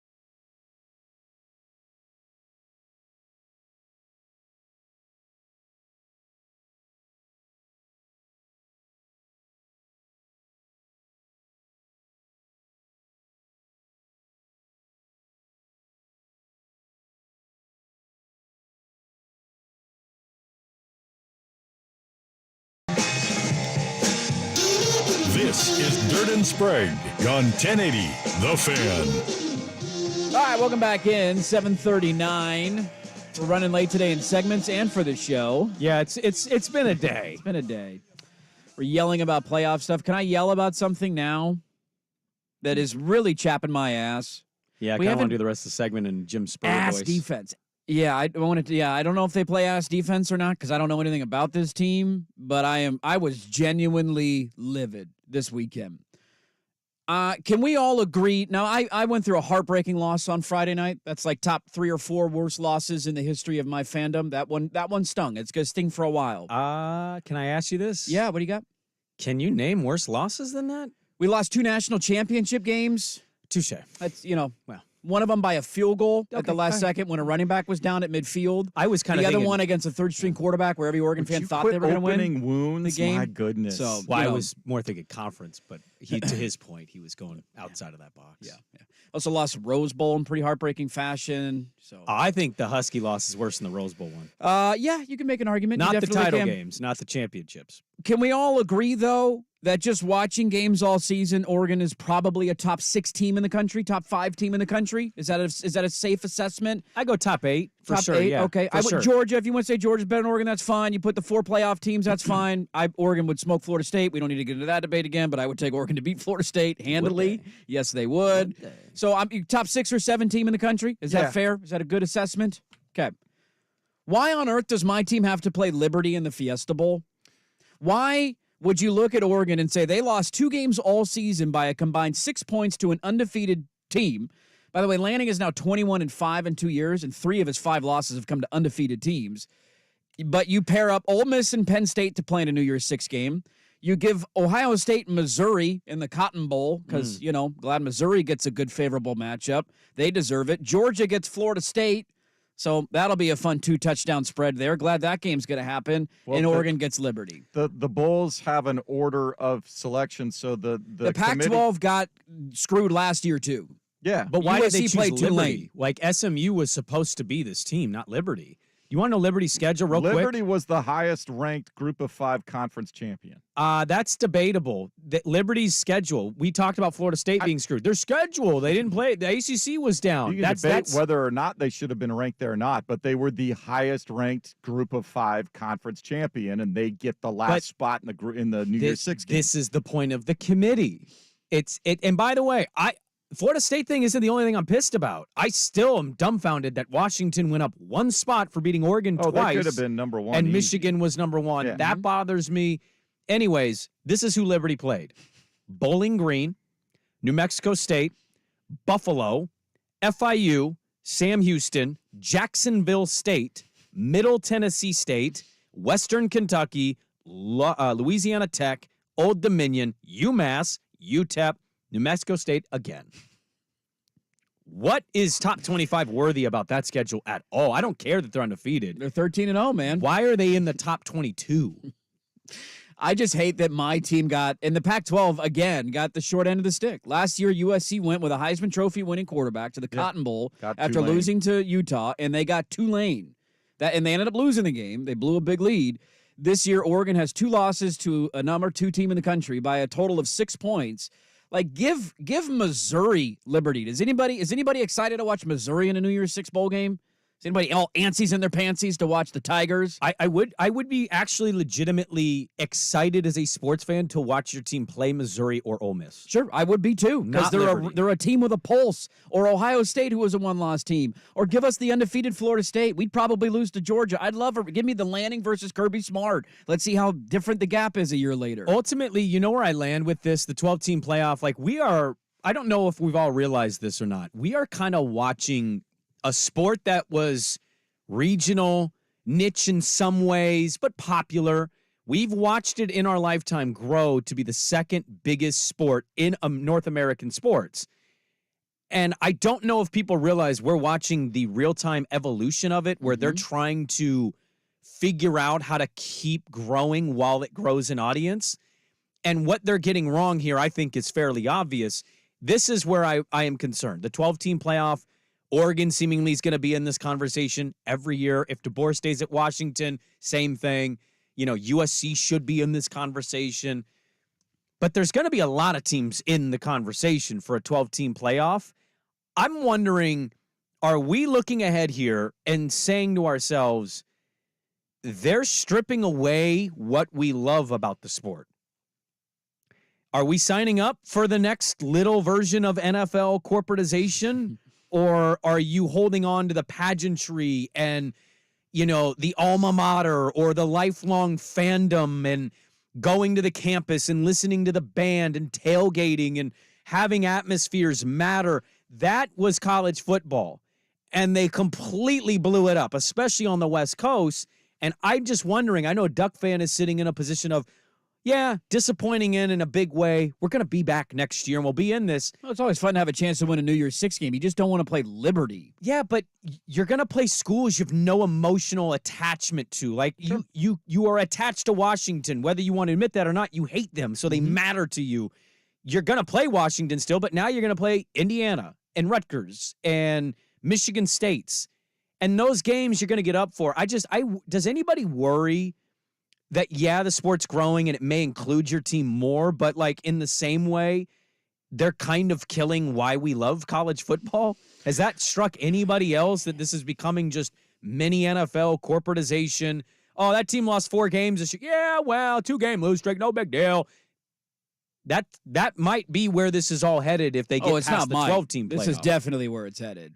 The ACC is going to die. The playoff will expand. It'll probably expand again past 12. Like, this is exactly where we're So heading. Is it going to keep growing in popularity, or do you think eventually a college football fan will go, I have none of what I was attached to exists anymore? I think it will, because money at the end of the day is really all that matters. And when you get more quote-unquote marquee matchups that people around the country want to watch, you're going to get more eyeballs on your sport. Yeah, but you're going to lose you're going to lose some communities, you're going to lose some fans, sure, at the local level. There's no doubt about that. But like, if you get, top 10 games between Oklahoma and LSU that you don't usually get, dude, that number is going to be 10 million people watching that game. We know it is. Look at the regular season numbers this year. They were insane. And you're going to get more of those matchups with these, expanding conferences. This is what the sport is about now, unfortunately. You are always going to feel, and people like you are always going to feel a certain way when you see that gold W, right? Mm-hmm. I think certain rivalries will kind of get bypassed a little bit here. Not that a game will never matter. Sure will, yeah. But I think Oregon-Washington could be the equivalent of a Minnesota-Iowa rivalry where we go, oh, I didn't know that was a rivalry. Yeah, they play for a trophy. It's called the so-and-so game. Like, most of college football fans aren't as aware with that, and it doesn't mean quite the same thing that it once did when they created the rivalry and the trophy. Yeah, I don't know. I saw that this weekend. I was eagerly awaiting. It's a disappointing end of the season, there's no doubt. You're like, all right, you're going to a New Year's Six game. It's probably the Fiesta Bowl. Let's see who the opponent's going to be. Give me a fun matchup to end the year. Bo Nix is going to play, and then you get Liberty, and it's just the biggest thud of all time. I'm sorry I'm late on this, but I have to make this final point on this topic. The other reason I am defending and irate with Florida State being left out is we're going to keep handing everything to the SEC, and they've never had to abide by the same rules as the other 4 conferences. And so, yes, you want to see Alabama, Michigan. So do I. And I think Alabama can win the whole enchilada. That doesn't mean it's right. And you know what? Pac-12 wouldn't get this Alabama benefit. Nope. The Big 12 doesn't get this Alabama benefit. The ACC doesn't get the Alabama benefit. But we're sitting here defending the SEC. So you think this is okay now with 4 because Alabama looked good against Georgia. You wait till it's 12 and 16 and they're taking up most of the slots. Oh, they for sure And will. then we'll see how fans feel about it all. They for sure will. They're going to get 4 or 5 teams in every year. There's no doubt about that. We got a lot to get to coming up in the final hour. Let's get to the Heisman finalist. That was announced yesterday. Is it Jaden Daniels to win? How do we feel about it? We'll dive into that next on The Fan. Who's stinking it up? Do not go in there. It's time for Who's Stinking It Up, a sports lowlight that's ripped from the headlines. We couldn't do diddly poo. Brought to you by Three Mountains Plumbing. Schedule your appointment online at threemountainsplumbing.com. Adam Schefter shared with me just a moment ago that initial tests showed that Trevor Lawrence sprained his ankle, per a source to Schefter. Scheduled to undergo additional testing to determine the extent of the injury and how much time he will miss. But there's SVP on SportsCenter. Lawrence goes down dirt 4, 5, 6, and 7 in the playoffs of the AFC. Don't have their starting quarterback. brutal, man. The injuries keep mounting up. That looked like a nasty one. An offensive lineman stepped on his ankle. Hopefully he's going to be okay and back soon, but they might not win the division if they don't get him back in the next week or two. Who's stinking it up? Injuries to quarterbacks. That's who. Brought to you by Three Mountains Plumbing. Make plumbing and electrical services delightful. Get your time back with the pros tackle whatever projects you need completed. Schedule an appointment online. Three Mountains Plumbing. That's threemountainsplumbing.com. Hey.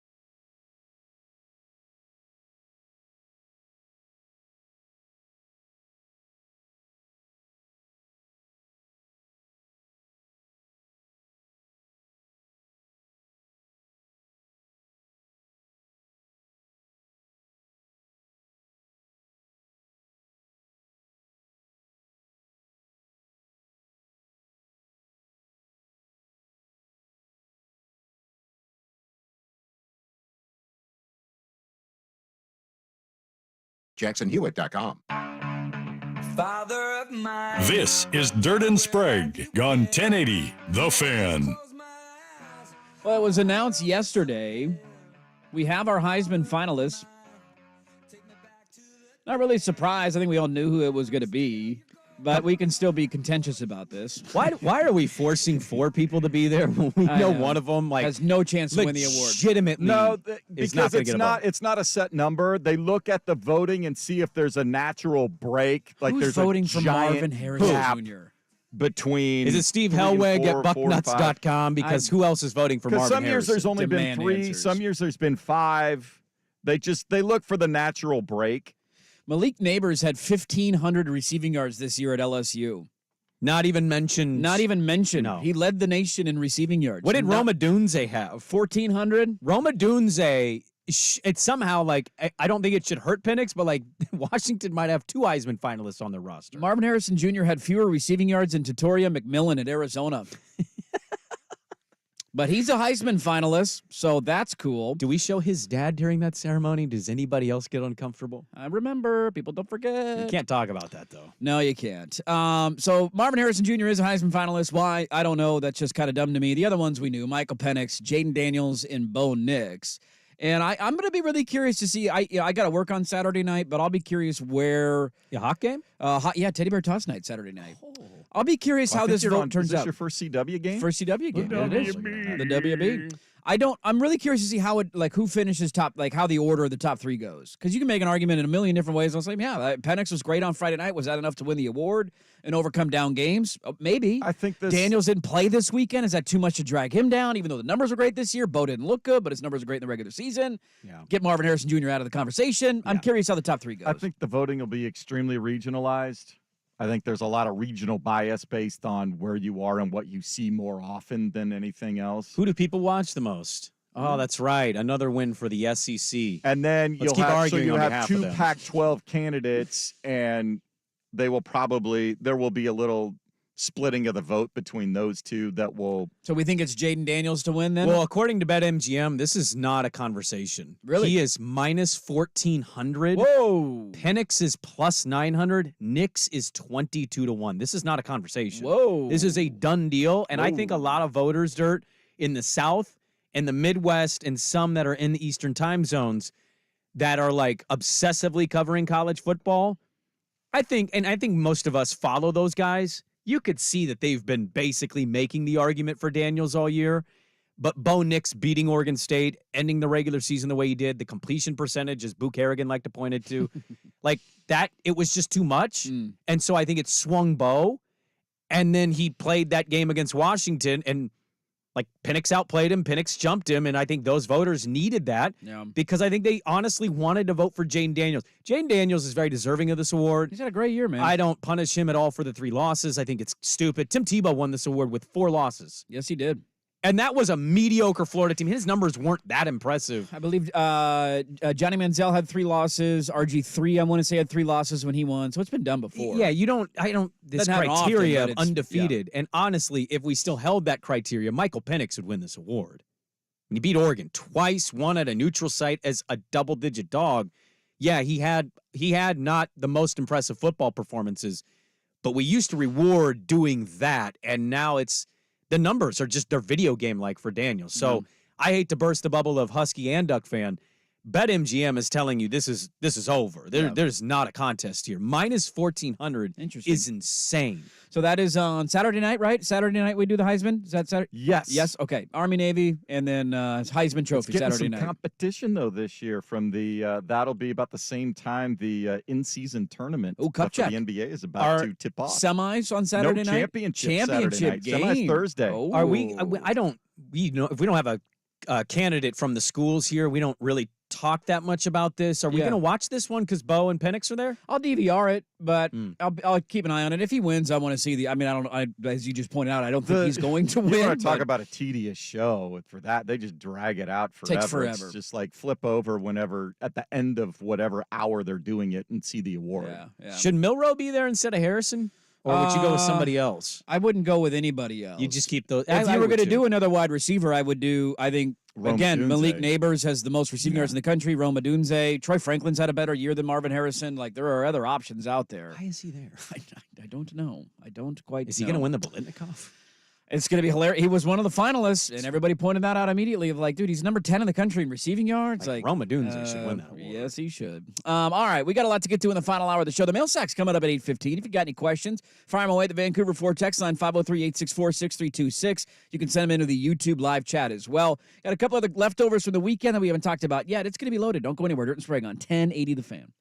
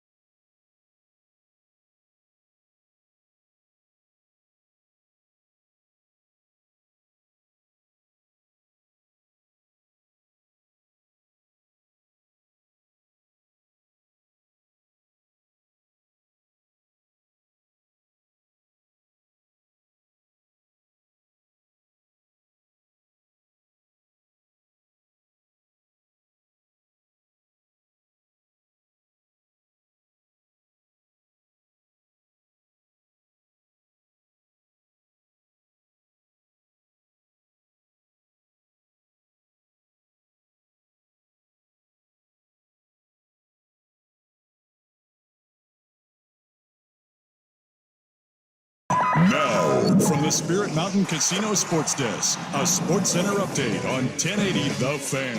First on The Fan, Pac-12 with the team in the college football playoff put 2 finalists in New York this weekend for the Heisman Trophy. Ducks quarterback Bo Nix, Huskies quarterback Michael Penix Jr. will be there, along with Ohio State wide receiver Marvin Harrison Jr.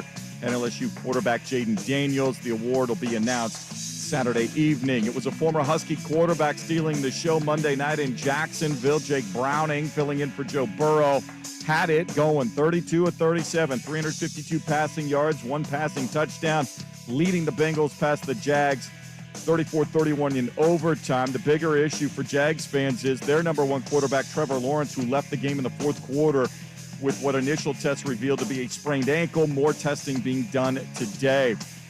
The NBA's in-season tournament got to the knockout stage, quarterfinal action Monday night.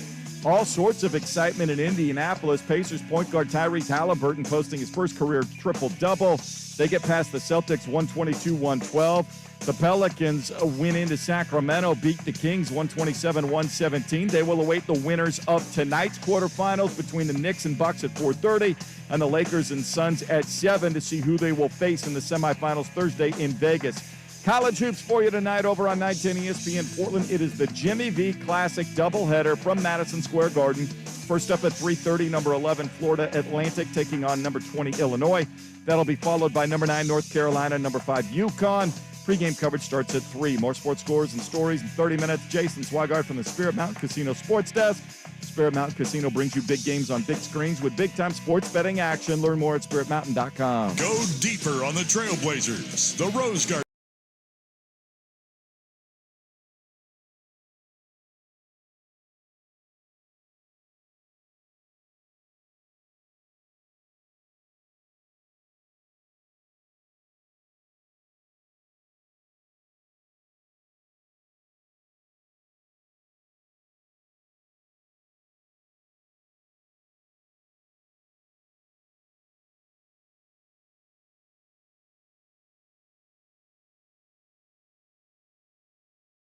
They're being honest. With Andy Dirt Johnson and Brandon Sprague. One time I put a firefly in my butt. Why? To make my farts glow. Dirt and Sprague on 1080. I touched myself to Drew Carey on the Price is Right. Guys, okay, that's enough. Stop, please. The Fan. Hey, let's do this. Final hour. Dirt and Sprague here on Portland Sports Leader 1080 The Fan, 99.5 HD2, the Odyssey app, live on YouTube. You can go subscribe. Make sure you like the show while you're there. We're up to almost 1,100 subscribers on YouTube. So keep building that thing up. We love you all. Thanks for watching. Somebody did say, if you guys are Dirt and Sprague, why on YouTube is it Sprague and Dirt left to right? Sorry, Holiday, bringing out the OCD. I love the show, fellas. You too, Swag. It is also weird that way when we start the show. It is, yeah, touche, where it's, I'm looking at the YouTube feed right now. Well, the old show used to be called Danforth Dirt and Sprague. Danforth was then gone, so we just we didn't really, I don't even think we really talked about it. We just rolled it over. We never did. And then we got a hard count in there for a while. There was a hard count for a bit. We went, People that debate the show name is an interesting one. I mean, you need your name to be first if you're important, right? Isn't that how it works? I don't know. You only came in with a trendy jacket. You do the Duck pregame show. You're on the WB. I mean, I think they got it right. I'm going places, baby. Going places. We got a lot to get to in the final hour of the show. Mail sack coming up in 10 minutes from now. Let's take a quick peek at the transfer portal situation that we found ourselves in at the end of the day yesterday. Madness. Did you guys follow this all day, or were you just kind of like, I'll wait and check Twitter by the end of the day? Because this was hot and heavy. I saw some of it, and then I'm trying to limit my Twitter intake for a day. You know, there's not an argument. He has made the website worse. Yeah, I am a avid user. I would sucks. hate to admit if he did make it better, and I would admit that, but it's terrible now. It's awful. You always show up in the For You stuff. The people you follow don't even show up in your actual tab. Like, I don't see tweets from you all the time, and then Dude, I'll go I miss over. our show tweets, your tweets. Don't see anything. There's people that I follow that I wonder, are they still on Twitter? Because I don't see tweets from them anymore, and I'll go check their account, and they're still tweeting. I'm just not seeing any of it. I don't know why it's complicated. Well, there was a lot going on yesterday. I was watching a bit of the 24/7 portal show that they were doing. And the main position that we've seen this at is quarterback. It is kind of insane to think about. Insane is probably not the right word, but it's nuts how many guys are in the portal. You have Dylan Gabriel, who's a 5-year starter at the college level, 2 years at Oklahoma, 3 years at Central Florida. Cam Ward, who obviously came from Incarnate Word, went to Washington State, 2 years as a starter there. DJ Uiagalelei is a 3-year starter. Was he at Clemson for 2 or 3 years? 3 years? 2. 2 years? We don't know if I don't know if we know if he's staying in college or going to test the NFL. I'd imagine he sticks in college. I don't know how those waters are, but who the hell knows? He's in the portal. Dante Moore obviously was one of the top players in the country coming out of Michigan last year, went to UCLA. He's now in the portal. Riley Leonard has turned himself into a potential NFL guy, and it sounds like going to stick around in college one more year. That's not even mentioning Kyle McCord. Like, it's just nuts how many guys are in there. Some of the odds on where guys are going to go. I'll just use a couple. Dylan Gabriel and Cam Ward are probably two that we've circled. DJ, what the hell? We'll do DJ too. Dylan Gabriel, according to Bovada, is Mississippi State minus 200. They're the favorite to land Dylan Gabriel. That surprised me. It did a little bit. Not that you wouldn't want to go to the SEC. Mississippi State, I think they can win when they have the right talent. It's a good environment. But I think the theory there, too, is they just hired Oklahoma's offensive coordinator who had worked with Dylan Gabriel the last 2 years. So maybe there's a familiarity there that he wants. Yeah, but you told me yesterday during the show before I saw these odds that he went to Mariota's high school, the famous St. Louis high school in Oahu, and that there was a link there with liking Oregon and rooting for Oregon in his youth. I don't know if that's still a possibility. Maybe they've pivoted to somebody else, but I was a little surprised to see Mississippi State minus 200 favorites. That's a pretty overwhelming number. Notre Dame, Oregon plus 700, so they're the next two on that list for Dylan Gabriel. Cam Ward is fascinating. I can't wait to see where he ends up. It might be my school, according to Bovada, plus 110 for Cam Ward. Nebraska's in second at plus 400, and then Houston, going back to the state of Texas, is plus 400. I've also heard, and you have too, some Ohio State noise around his name. Ryan Clark tweeted in response to the ESPN one on Cam Ward, or Kyle McCord, transferring out of Ohio State. Ryan Clark tweeted, Washington State quarterback is going there. And then everybody was like, what? He deleted the tweet. So I know what that market was yesterday. Be curious to see it today. Yeah. If you can get, not that anybody gambles on college outside of the casinos, but if you can, I would probably lay a bet on Ohio State. It feels like Ryan Clark let the cat out of the bag. And I remember when McCord went, that was one of the blurbs that Cam Ward might have been one of the people they were eyeing. And so Cam Ward might be a Buckeye. What a journey. That would be wild to see him in Ohio State. That would just be wild, man. Incarnate Word to Washington State to Ohio State, Ohio State University. DJ is obviously in the portal. His two front runners, according to Bovada, are Michigan State plus 190 and Oregon plus 200. That's just lazy odds. The Michigan State one I wouldn't get. Like if they're getting, it sounds like they're going to get Childs. I would imagine that's the move he's making. Like if I don't know why you would make that move if you're Jonathan Smith, or why Aiden Childs would want to sit for another year. If you would, you might even be able to make the argument he's better than DJ right now. So that Michigan State one doesn't make sense unless Childs surprises and ends up going somewhere else. And the Oregon one is just his brother's there. I think the idea of playing from high school and college together is very enticing. My only question out loud would be, like, doesn't Oregon have like bigger aspirations? Yeah. I mean, DJ wasn't terrible. He was not great. Not everything was his fault. I think that would be, if Oregon went that route, I think the argument would be, do you have enough to make him look better? Well, I would argue they do, but to the point where you need him to play in order to get to where you want to go. Can you win the Big Ten with DJ? I don't know what the rest of the conference looks like next year. Is Jim Harbaugh still at Michigan? Washington's replacing a ton. Ohio State, I assume, is going to be really good. I would imagine, but they're going to have a new starting quarterback as well. Not that that's a detriment, because Kyle McCord wasn't very good. I'd argue that's actually a benefit. Penn State can't play offense. Iowa can't play offense. Well, Aller should be. I mean, if Aller's the five-star real deal Holyfield, he should take that step next year. If Franklin is still that elite coach that some think he can be, Aller's got to take that step. Dante Moore, the other one to keep an eye on too. Oregon and Michigan are the two front runners, according to Bovada, for him. Riley Leonard seems like an overwhelming favorite to go to Notre Dame. That was speculated the second he put his name into the transfer portal. Yeah. I will allow you to choose your fighter, Mortal Kombat style. Which guy do you go with if you have your pick of the litter? Of those guys? Of all the guys in the portal. All the quarterbacks that are in the portal. You have a choice. Which one do you go with? What's my hot seat situation? Am I Ryan Day or am I Dan Lanning? Let's just use Dan Lanning. Hot seat, not an equation. I don't want to worry about this anymore. I think I'm going a little younger. You go to try and go the Dante Moore route? You got 3 years left? I'd kick that around. Dylan Gabriel certainly could win and maybe win in a bigger way for the Ducks next year. So maybe Duck fan just doesn't care about the next 2-3 years. It's just like, let's just year by year it. I mean, my mindset was go get them both. Dylan Gabriel struggled to stay healthy. You need an insurance policy. Dante clearly seemed frustrated that he signed with UCLA to play, and then he was frustrated that he had to play. So I'd imagine a selling of come sit and learn for a year, maybe it isn't as bad of a pitch anymore. Yeah, but if you want to go to NFL after 3 years and not wait 4, like it might be an urgency to play. I think I want something like wherever Childs goes. Let's say he goes Michigan State. Yeah, which seems like it will happen. Jonathan doesn't have to worry about that position, assuming he stays healthy for 3 years. 2 years, excuse me. Because if he plays really well in 2 years, he can go to the NFL. Yeah, he's got at least 2 more years of college. I think I'd lean a little bit of the youth and let a kid build within my system. And also, yeah, Dante Moore had not a great year. That UCLA situation seems like it's a dumpster. Not good. And maybe if this have the belief he's a 5-star who got his bad football out of his system, come to Oregon, our system's better.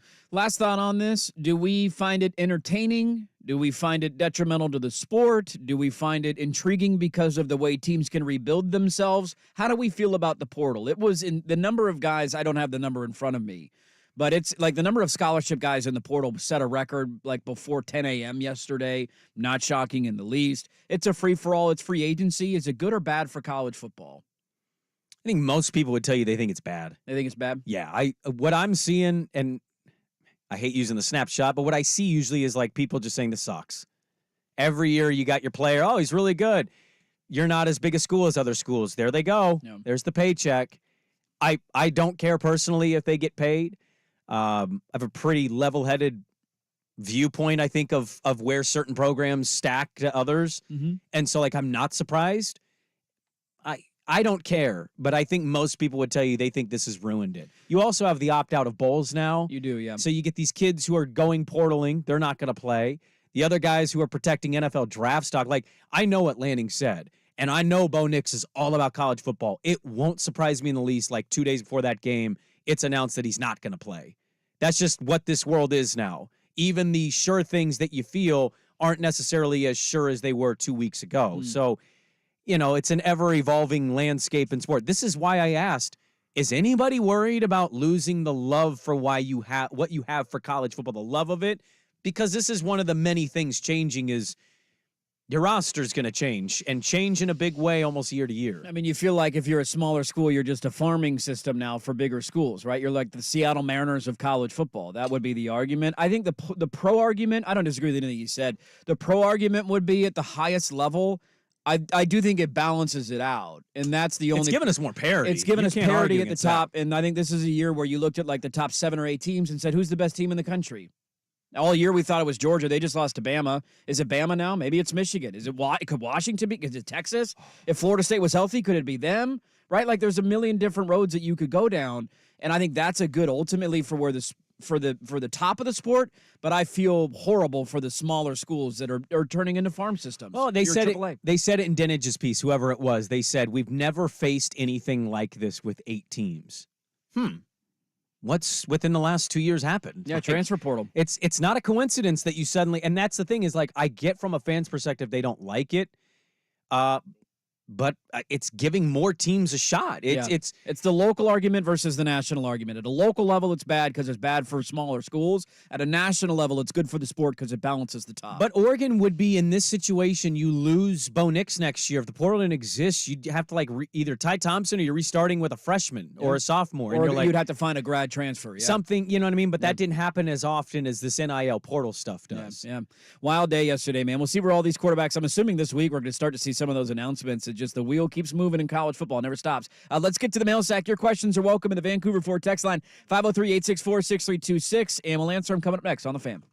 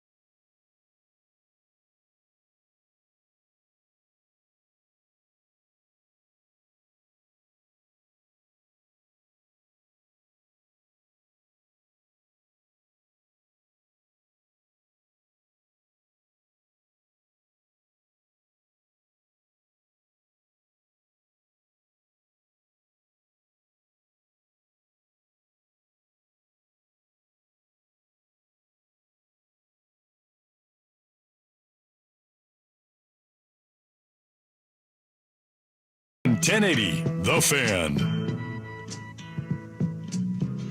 All right, I want to read a couple thoughts that came in that last segment. We'll do that coming up bottom of the hour. It's about the feeling in the landscape of the sport. It's nuts, man. Everybody's jumping around, and guys are getting paid. Matt Rule came out and said I'm glad that people are honest about it.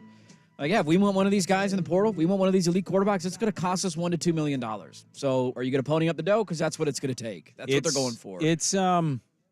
It's a tough landscape because you're losing players you like, and then your teams are playing different teams that you don't care about, and you're supposed to care, and it's all evolving. It is, and that's kind of my point through all this is like we are in the real-time evolution of the sport that like when we're old, we're all going to look back and go, yeah, I remember like when all this started, and they'll figure some of this stuff out. They're trying to do the NIL, figure it out. They think it's a disaster, but they're all still playing by those rules. So until they figure that out, this is going to be chaos every year. Portal Day is going to be a massive deal. Wait till the ACC implodes. It's going to happen. What happened to college basketball? And it's a little different because guys can't leave early. But if you stay somewhere and have success and build a brand, how much more profitable that will be than going all over the place just looking for it. Because if you want to look at the college athletes that have the biggest brand, who's bigger than Caitlin Clark at Iowa? Yeah. Women's college basketball. It's why the WNBA is going to continue to grow because these Angel Reese and these women, we saw it with Sabrina here at Oregon. Yeah. They're in the same spot for 2 or 3 years. But the thing about that, Swag, you're right, but like the Moores and Childs of the world won't be able to go again.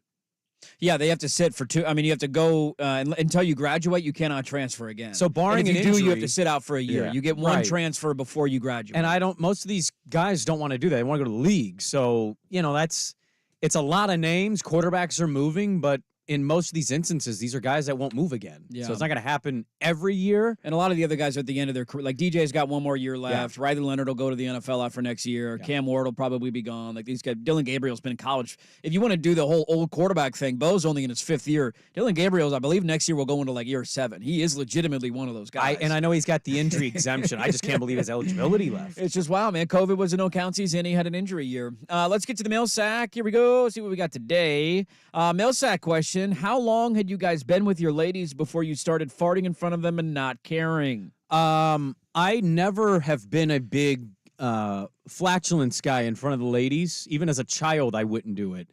And I did it one time in front of my now wife when we were dating. And it wasn't like, I wasn't trying to be funny. It just happened. I was like, oh no, I felt so awkward. And she goes, if you do that around me, I'm also going to do it around you. And I have not farted in front of her in over 13 years. Because I don't want her farting in front of me. I'm not into it. I have no interest in it. Running to different rooms in your house when you got to fart. You're like in the kitchen making dinner and you're like giggling, running into the living room. No, I don't run away. It's not like I'm a child holding my pee and I just walk to a different room. And when we were kids, my mom I grew up with a brother. So there's 3 guys in the house. When we used to eat dinner, my mom tried to make a statement of, you need to mind your manners. There's no farting at the dinner table. And so that was like one of her rules in the house, and she put her foot down. But it just led to disastrous consequences because all we would do when we had to fart while eating dinner is simply walk to the hallway, which you are still visible from the dinner table, and then audibly fart. But it would just linger with you back to the table. It would become like a competition. When somebody got up, you knew that they were going to fart 10 feet away from the table, and there was no difference, and it became a running joke with my brother and my dad. Your mom played the game or didn't play the game? She did not play the game. Yeah, she wanted no part of the game. My mom would, because I grew up in a single mother household, so sometimes I go in the kitchen, and I would just be like, what's that smell? Nothing. And my mom would go, it was the dog. And for 2 years, she legitimately had me believe it was this is going to be the dumbest part. He's got gas problems, man. We didn't have a dog, but she said it so confidently. I was like, oh, okay. Oh, all right. Sparky, where are you? Sparky! Quit farting in the kitchen. Disgusting. I don't remember how long it took me to fart in front of my wife, but I fart in front of my wife all the time. Oh, your poor wife's in a position now where it's like, nah. Hey, she's got her own gas too. Okay? No. She's bringing her gas to the table. We're both gassing the place up. Well, it's not her fault right now. She's got a human being pressing on everything. She had gas before the human being came along too. Okay, we're gassy individuals. It's okay. You guys are into it. We got a gassy house. We sniff each other's farts. What do you want from us? That is like the backwards 69. Not interested in it. That's the old 96er. I know I'm late to the mail sack, having a rough morning. Yeah, we all are, man. I'm with you there. Here's 5 minutes late of traffic. We were. 84 was shut down this morning, basically. Here's my question. Would you rather have your team that you're a fan of be great for one season and win a championship and be really crappy the rest of the years around it, or have a team that's really good and competitive and close to winning a championship but never actually wins? I want to win a title. How long am I bad? That's a good follow-up question. You can't like be for open-ended. eternity, Nah, then get out of no, here. I want to be competitively good. But if it's like a 5-year window afterwards, I can handle that. Like, I'm going through this as a Giants fan. My team won 3 titles in 5 years. They've had one meaningful season since then. That was 10 years ago. Yeah. And I'm okay with that. Like, I'm not complaining. They won 3 titles in 5 You're years. the Diamondbacks. You won your big Your World one title, Series yeah. against the Yankees in an iconic year, and They got to the World Series again this year. I know, but it was a long time in between. Didn't go very good. Can I throw this at you? You played a lot up the nobody's giving us a shot thing into the organ because you're so emotionally wrecked. Mhm. I'm pretty dead inside with sports. Like, my team loses, and I'm just I'm kind of unbothered by it. Yeah. And I know that's not a great thing to admit out loud. I kind of am dealing with this right now with my NFL team. Everybody's telling me they're the best. I can honestly see that they're the best when healthy. They're flirting with a little Buffalo Bills stuff right now. Who, the Ducks? No, I said my favorite Oh, team. your favorite the team. Niners. Oh, the Niners. Okay, sorry. They've been in like 3 straight conference championships. Yeah. They should have beaten the Rams. They would have beaten the Bengals in the Super Bowl because they beat Cincinnati earlier that year in Cincinnati. Yeah. They should have beaten the Chiefs in the Super Bowl. They blew a 10-point lead with like 4 minutes to go. This is true. And they're getting to the point. They're good every year. They're great every year, but they're not winning it. And I'm deathly concerned they're going to do this again, get to the NFC Championship game. Falter, somebody gets hurt. The Lions got hot, somebody got hurt. Oh, man, look at the Roar Boys. And it's going to be a 4 straight years of probably should have won the Super Bowl in all those years, but you didn't. Yeah. And it's not the Super Bowl they lost in, but it's the conference title. It's a little Buffalo Billsy right now for the San Francisco 49ers. They got to win a Super Bowl in this window. I can see that. Yeah, it's a valid argument. I don't disagree with there. Millsack, my neighbors wrote a handwritten note to the street light saying they have a front-facing bedroom, and so excess Christmas lights keep them from sleeping. They are old and evil. Do we double down on lights or exercise some holiday cheer towards them? Note, nobody on the street went full Clark Griswold to begin with. No, they can get paneled. Yeah, I go have a drapes and- conversation with them. Say, hey, Yes. can we go to a Goodwill and look for some blackout? I'll go with you. Let's get some blackout drapes because, I mean, no disrespect to wake you up, but it's Christmas. time. I'm putting my decorations up if I want to put my decorations Look at the up. road. Come on, Dorothy. Everybody's got them. What are we Yeah. doing here? I do have one guy on my block. He goes hard. He goes hard in the paint. Hard in the paint. I have a And guy. I enjoy walking by their house. There's one of the houses across the street did it last year, and they're not doing it this year, and I don't know why. And I haven't seen him, so I haven't been able to ask. But I kind of want to be like, yo, They on vacation? no. They move. Yeah, something going wrong. They got older daughters that are driving now, so like maybe life is just a whirlwind. But they did it last year, and there's nothing this year. Rust has texted into the text line saying the first time my wife stayed over, I gave her the Dutch oven. Attaboy, Rust. Well done. That's the least surprising text I've ever read. Well, we're not all hung like horses. That's right. He can get away with it. He's got a third arm. Let's get one more in here. Mailsack question. Rumors are that Kalen DeBoer's new contract will be over $9 million a year. Good for Is him. he worth it? What would your situation be without Kalen DeBoer? It was Jimmy Lake. It didn't go great. Pay him whatever. It's not your money. If you want a top of the market, if you think you have a top of the market head coach and you want to keep him, then you got to pay top of the market wages. What's Lanning making now? His 6, new 7? deal, I think, is going to take him up to $7 million. With escalators probably involved there, right? Yeah, So so- he'll probably be close to 8 if he makes a playoff and So wins one. if he gets to 9, just for example, here are the coaches making $9 million or more. This is why the SEC is insane. Lane Kiffin's making $9 a year. Josh Heupel's making $9 a year. Mark Stoops is making $9 a year. Jimbo Fisher was making $9 a year. Brian Kelly's making 9.9. Yes, DeBoer's worth it. Lincoln Riley's estimated at 10, but private school. Mel Tucker was 10. He got fired. Ryan Day's at 10.3. Kirby Smart 10.7. Dabo Sweeney 10.9. Nick Saban 11.4. Whatever Lanning's making, give DeBoer $3 million more. Lanning this year was at $6.6 million, but he remember signed an extension last offseason that Should be the escalated opposite to way. that. There's no income tax in Washington. Why Yeah, are we? touche to that, man. This Yeah. is. I mean, I like that questions get. Why we're not debating this? This is pay him whatever you need to pay The him. philosophical debate Yeah. is coaches' contracts out of control. Yes, I would argue. Are they that, all overpaid? Yes, they're all yes, overpaid. they're all overpaid. Yes, I All would the highest argue paid state employees. Yes. You could whack their salaries by a factor of 10. And Yes. what else are most of those men going to be doing that could earn them $100,000 to $200,000 a year? Right. How much should college coaches make? Honestly, 5 to 6 million. you think they should be millionaires? I mean, the college football programs bring in a ton of money to the university. refute that. I'm okay with. Millionaires. I'm fine with. It's a brutal work schedule. There's no off season. You're recruiting constantly. Yeah, 5 to 6 Your million. top coaches are making $1 million and $1.5 million bucks. What else are they going to be doing that they could make $1 million bucks out? Most of them. Certainly, there's probably somebody somewhere that has, some other set of skills and knowledge and whatever that would take them somewhere. But for the most of them, they love doing it. So whether they're making $1 million or $10 million, they're still going to grind the same way. Well, not all of them. Not all of them. Jimbo really packed it in, according to the reports, once he got the money. Yeah, I'm good, man. I'm set. They said he was reading his own headlines. Like, Jimbo won. Yeah, Jimbo did win. You're damn right he did. All right, I want to read a couple of your thoughts that came in. We were talking about the portal and just what it means for the sport. And I got a couple other football notes to get to from the weekend. We'll wrap up in the next half hour there. First, your Swag with Sports Center. Now, from the Spirit Mountain Casino Sports Desk, a Sports Center update on 1080 The Fan. Brought to you by A&E Plumbing, Heating, and Air, serving Portland, Southwest Washington, and the Gorge, online at aneheatingandcooling.com. It's hard to stop a train. First on The Fan. Well, it was hard to stop these 4 college football players most of the season as the Heisman Trophy finalists announced on Monday, including Oregon Ducks quarterback Bo Nix and Washington Husky quarterback Michael Penix Jr.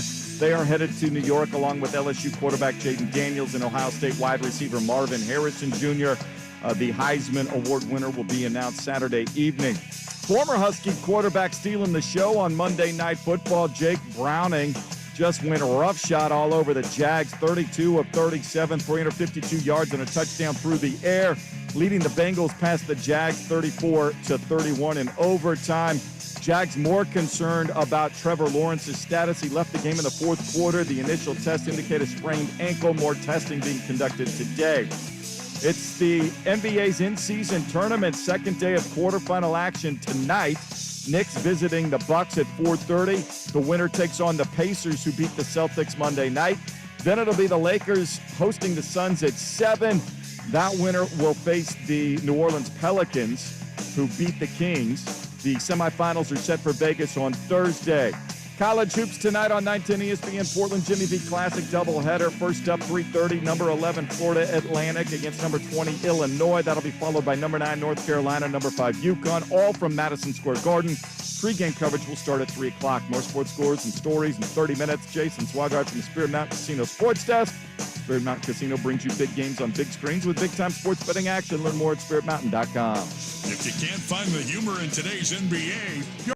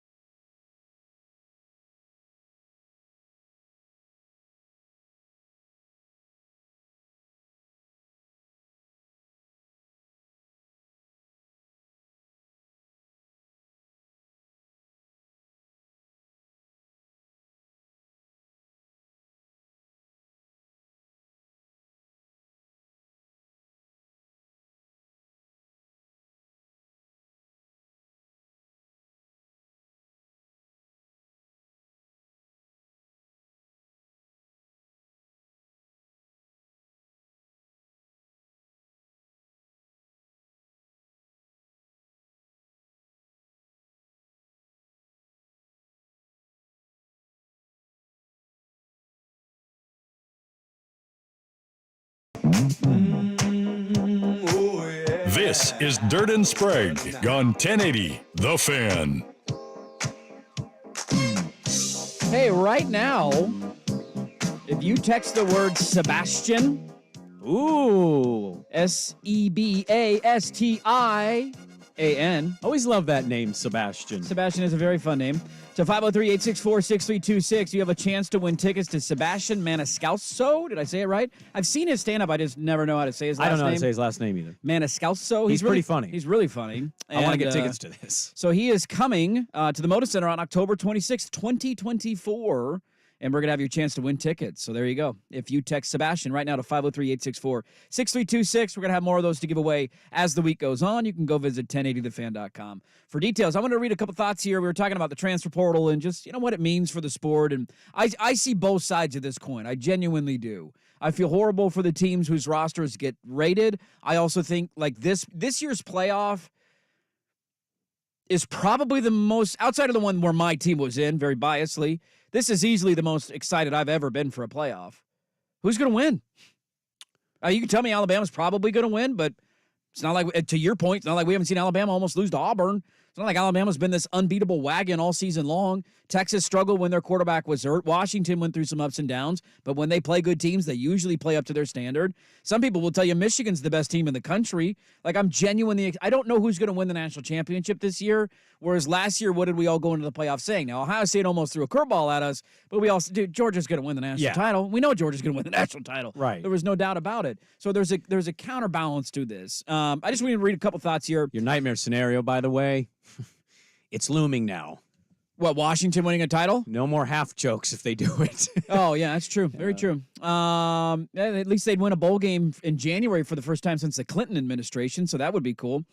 Somebody said, I don't like the transfer portal and I don't like NIL anymore. The initial intentions of NIL were to pay the players for what they earn based on their name. That's gone.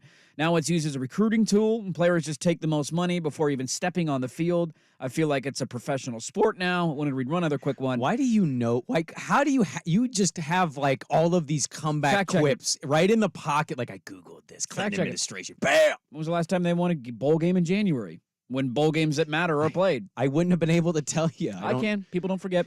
I'm glad the players have a lot more control over their careers, however. I think I'm just kind of done with college football, which sucks, but I'm rooting for people that may not be at my school in the next year, and it's all about people who have a bunch of money and are just going to give them money for really no reason other than their school will then win more games. Would you guys stop doing the airplane thing? Well, you're doing all these defensive things, man. You're like, strap in. Strap it in, You're the DB, the ball's 80 yards over his head, and you're like, snot. yeah. Let me do a snot point right now. Snot point. January bowl games count.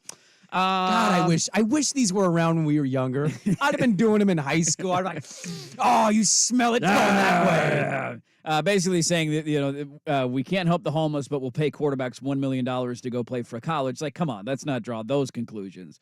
But it is a very controversial thing that a Beaver fan is yelling at me because I complained about the opponent in the New Year's Six game, saying I'm not allowed to complain about anything because Oregon State's going through struggles. It just feels about perspective. It feels like there is a serious fracture in this sport between smaller markets.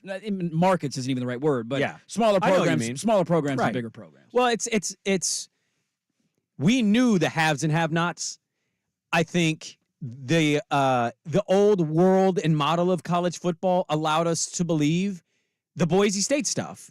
If you're a smaller school by nature, you saw Boise State do that and went, we can do that too. You saw random years where teams would be in the conversation. South Florida, number 2 in the country. Oh my God. Like, college football has given us a lot of unexpected winners and storylines. We're going away from that. And that's, again, it's kind of my theme in the last 2 days. They are, in real time, changing and destroying the sport that you fell in love with. Mm-hmm. And so I'm not surprised to read some people's thoughts on the portal and, like, it's separating. It's always been separated. You just didn't know about it, right? Like, the paper bag doesn't need to happen. It's like, hey, what's your Venmo? Deion Sanders, head coach, like, I'm going portal shopping. You don't get coaches that did that stuff. Nope. And now you do. Ole Miss is like sending tweets out, come to the SIP. It's big business football. It is the National Football League. It's just called college football now. And not everybody's going to like these changes. So their viewership numbers were up. I think part of that was the Pac-12 finally gave us something worth a damn. And so we had all these teams on the West Coast to pay attention to more nationally. But that's going away, and it's gravitating towards the Big Ten. And so they are destroying the thing you fell in love with, and it's evolving and changing. Are you going to evolve and change with it? Or are you going to go, I just don't care anymore. It's the same 7 to 8 schools in the top 12 anyway.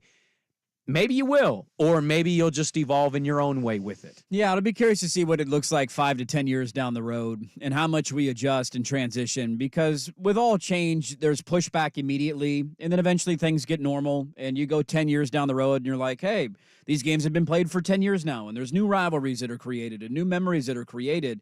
But I also think the other tough part with the sport, and this is my last thought on it, the biggest frustration that I have is we all know what direction this is going. We all can clearly see this is a power structure of SEC, Big Ten, everybody else fighting for scraps. The ACC is going to collapse. Their best teams are going to go to the Big Ten, or they're going to go to the SEC. The rest of the ACC will pair up with the Big 12. Maybe Oregon State and Washington State are involved in that. You're going to have 2 power conferences, one everybody else conference. I just, can we just get there? That's my argument against all of this, is that we know where we're heading. Let's sit down at a table and come up with, okay, here are our power conferences. This is what we want it to look like. Like this notion that Northwestern and Indiana get to continue to play, or Vanderbilt and Kentucky get to continue to play in one of these conferences, is where you just completely lose me as a fan and try and argue that they deserve a seat at the big boy table when there's a Miami or a North Carolina or a Florida State or Oregon State's on the outside looking in. It just doesn't make any sense, and we're just kind of making it up as we go. We all know what we want this to look like, or what the executives want this to look like. Let's just do it. Expand the playoff. Give me the power conferences. Have a relegation system. Do your divisions. Do your divisions. Do all it's that. going to be the NFL. Yeah. Let's just make it the end. What are we wait? Why do we have to drag this out and wait 15 years of little tiny changes along the way? Let's do it a 12-team playoff now. Guess what's going to happen in 8 years? 16-team playoff. Yep. How about that? There's more money involved, and now CBS and Fox want to spend. And now I think you eventually get to that point where you pointed to on Monday's show.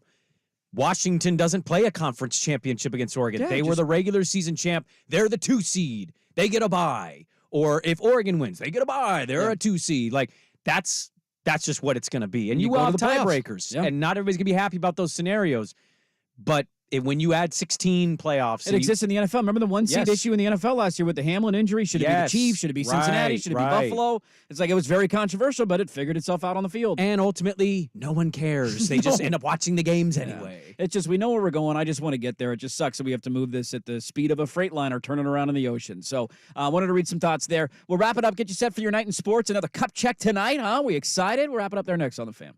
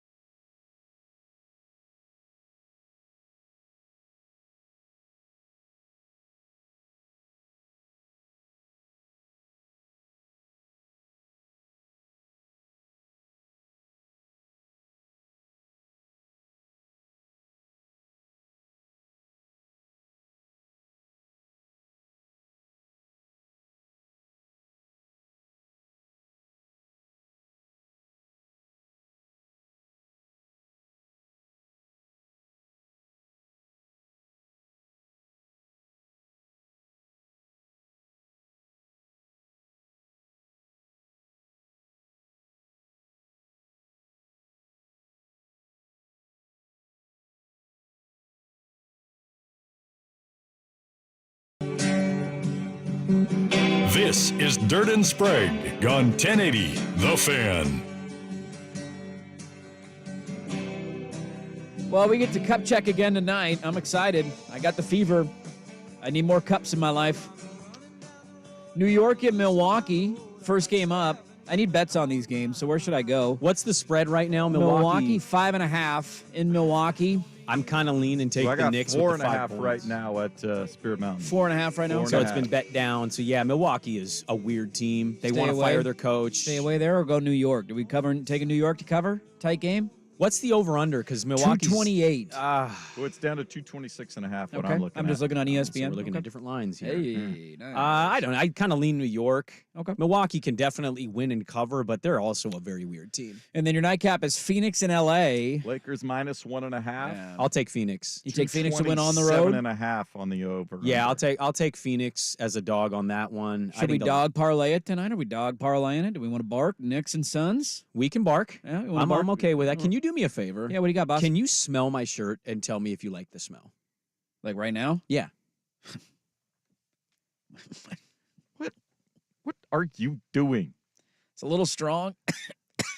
Did you put cologne on today? I did. I got a grown-up gift yesterday for my birthday. You did? Yeah.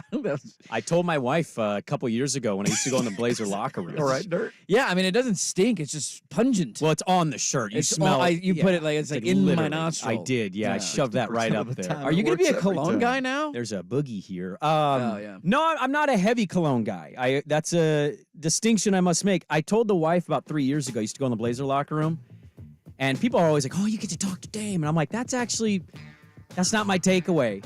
They smell amazing. They do smell very good. And my wife held on to that, and she gave me a Dutch oven cast iron for my gift in the morning. I know, I got to say the cast iron part. Yeah, you got to include that. And then at night, she gave me some cologne and deodorant that smells amazing. And so now I'm going to be smell amazing guy. Look at you. I'm going to be an NBA player. Yeah, do you do the spray and walk through? No, How do you spray? I spray a little bit on the body. Okay. Wipe it around. On the shirt or on the body? The body. On the body. Yeah, I want to be naked. I want you to smell me naked. Oh, okay. And it was delightful. It was a very adult gift I got yesterday, and I was really happy. Look at you. I smell good, and I'm going to cook amazingly. My wife got me a bottle of cologne one year, and I was like, are you telling me I stink? I think they are. Like, you don't think I smell good? It's just a smell problem that I have? Well, my youngest said I smelled like dry skin, and I didn't know what That's that not meant, good. so it pissed me off. I just smell like gas all the time. That'll do it for us, folks. If you missed any of the show, we missed the first couple of minutes of it, but we made it nonetheless. We made it. You can go check the Service Patriots podcast at 1080thefan.com, at Dirt and Sprague and at 1080thefan. Make sure to follow along on YouTube as well. Subscribe there, youtube.com/1080thefan. Thanks, everybody who watched today and for liking the video. Enjoy your cup action tonight. Well, we enjoy the cup action tonight. IST. I'm barking, baby. Let's Yes. bark with those dogs. We'll talk to you tomorrow at 6 a.m. Calling us next. So this is into 1080 The Fan.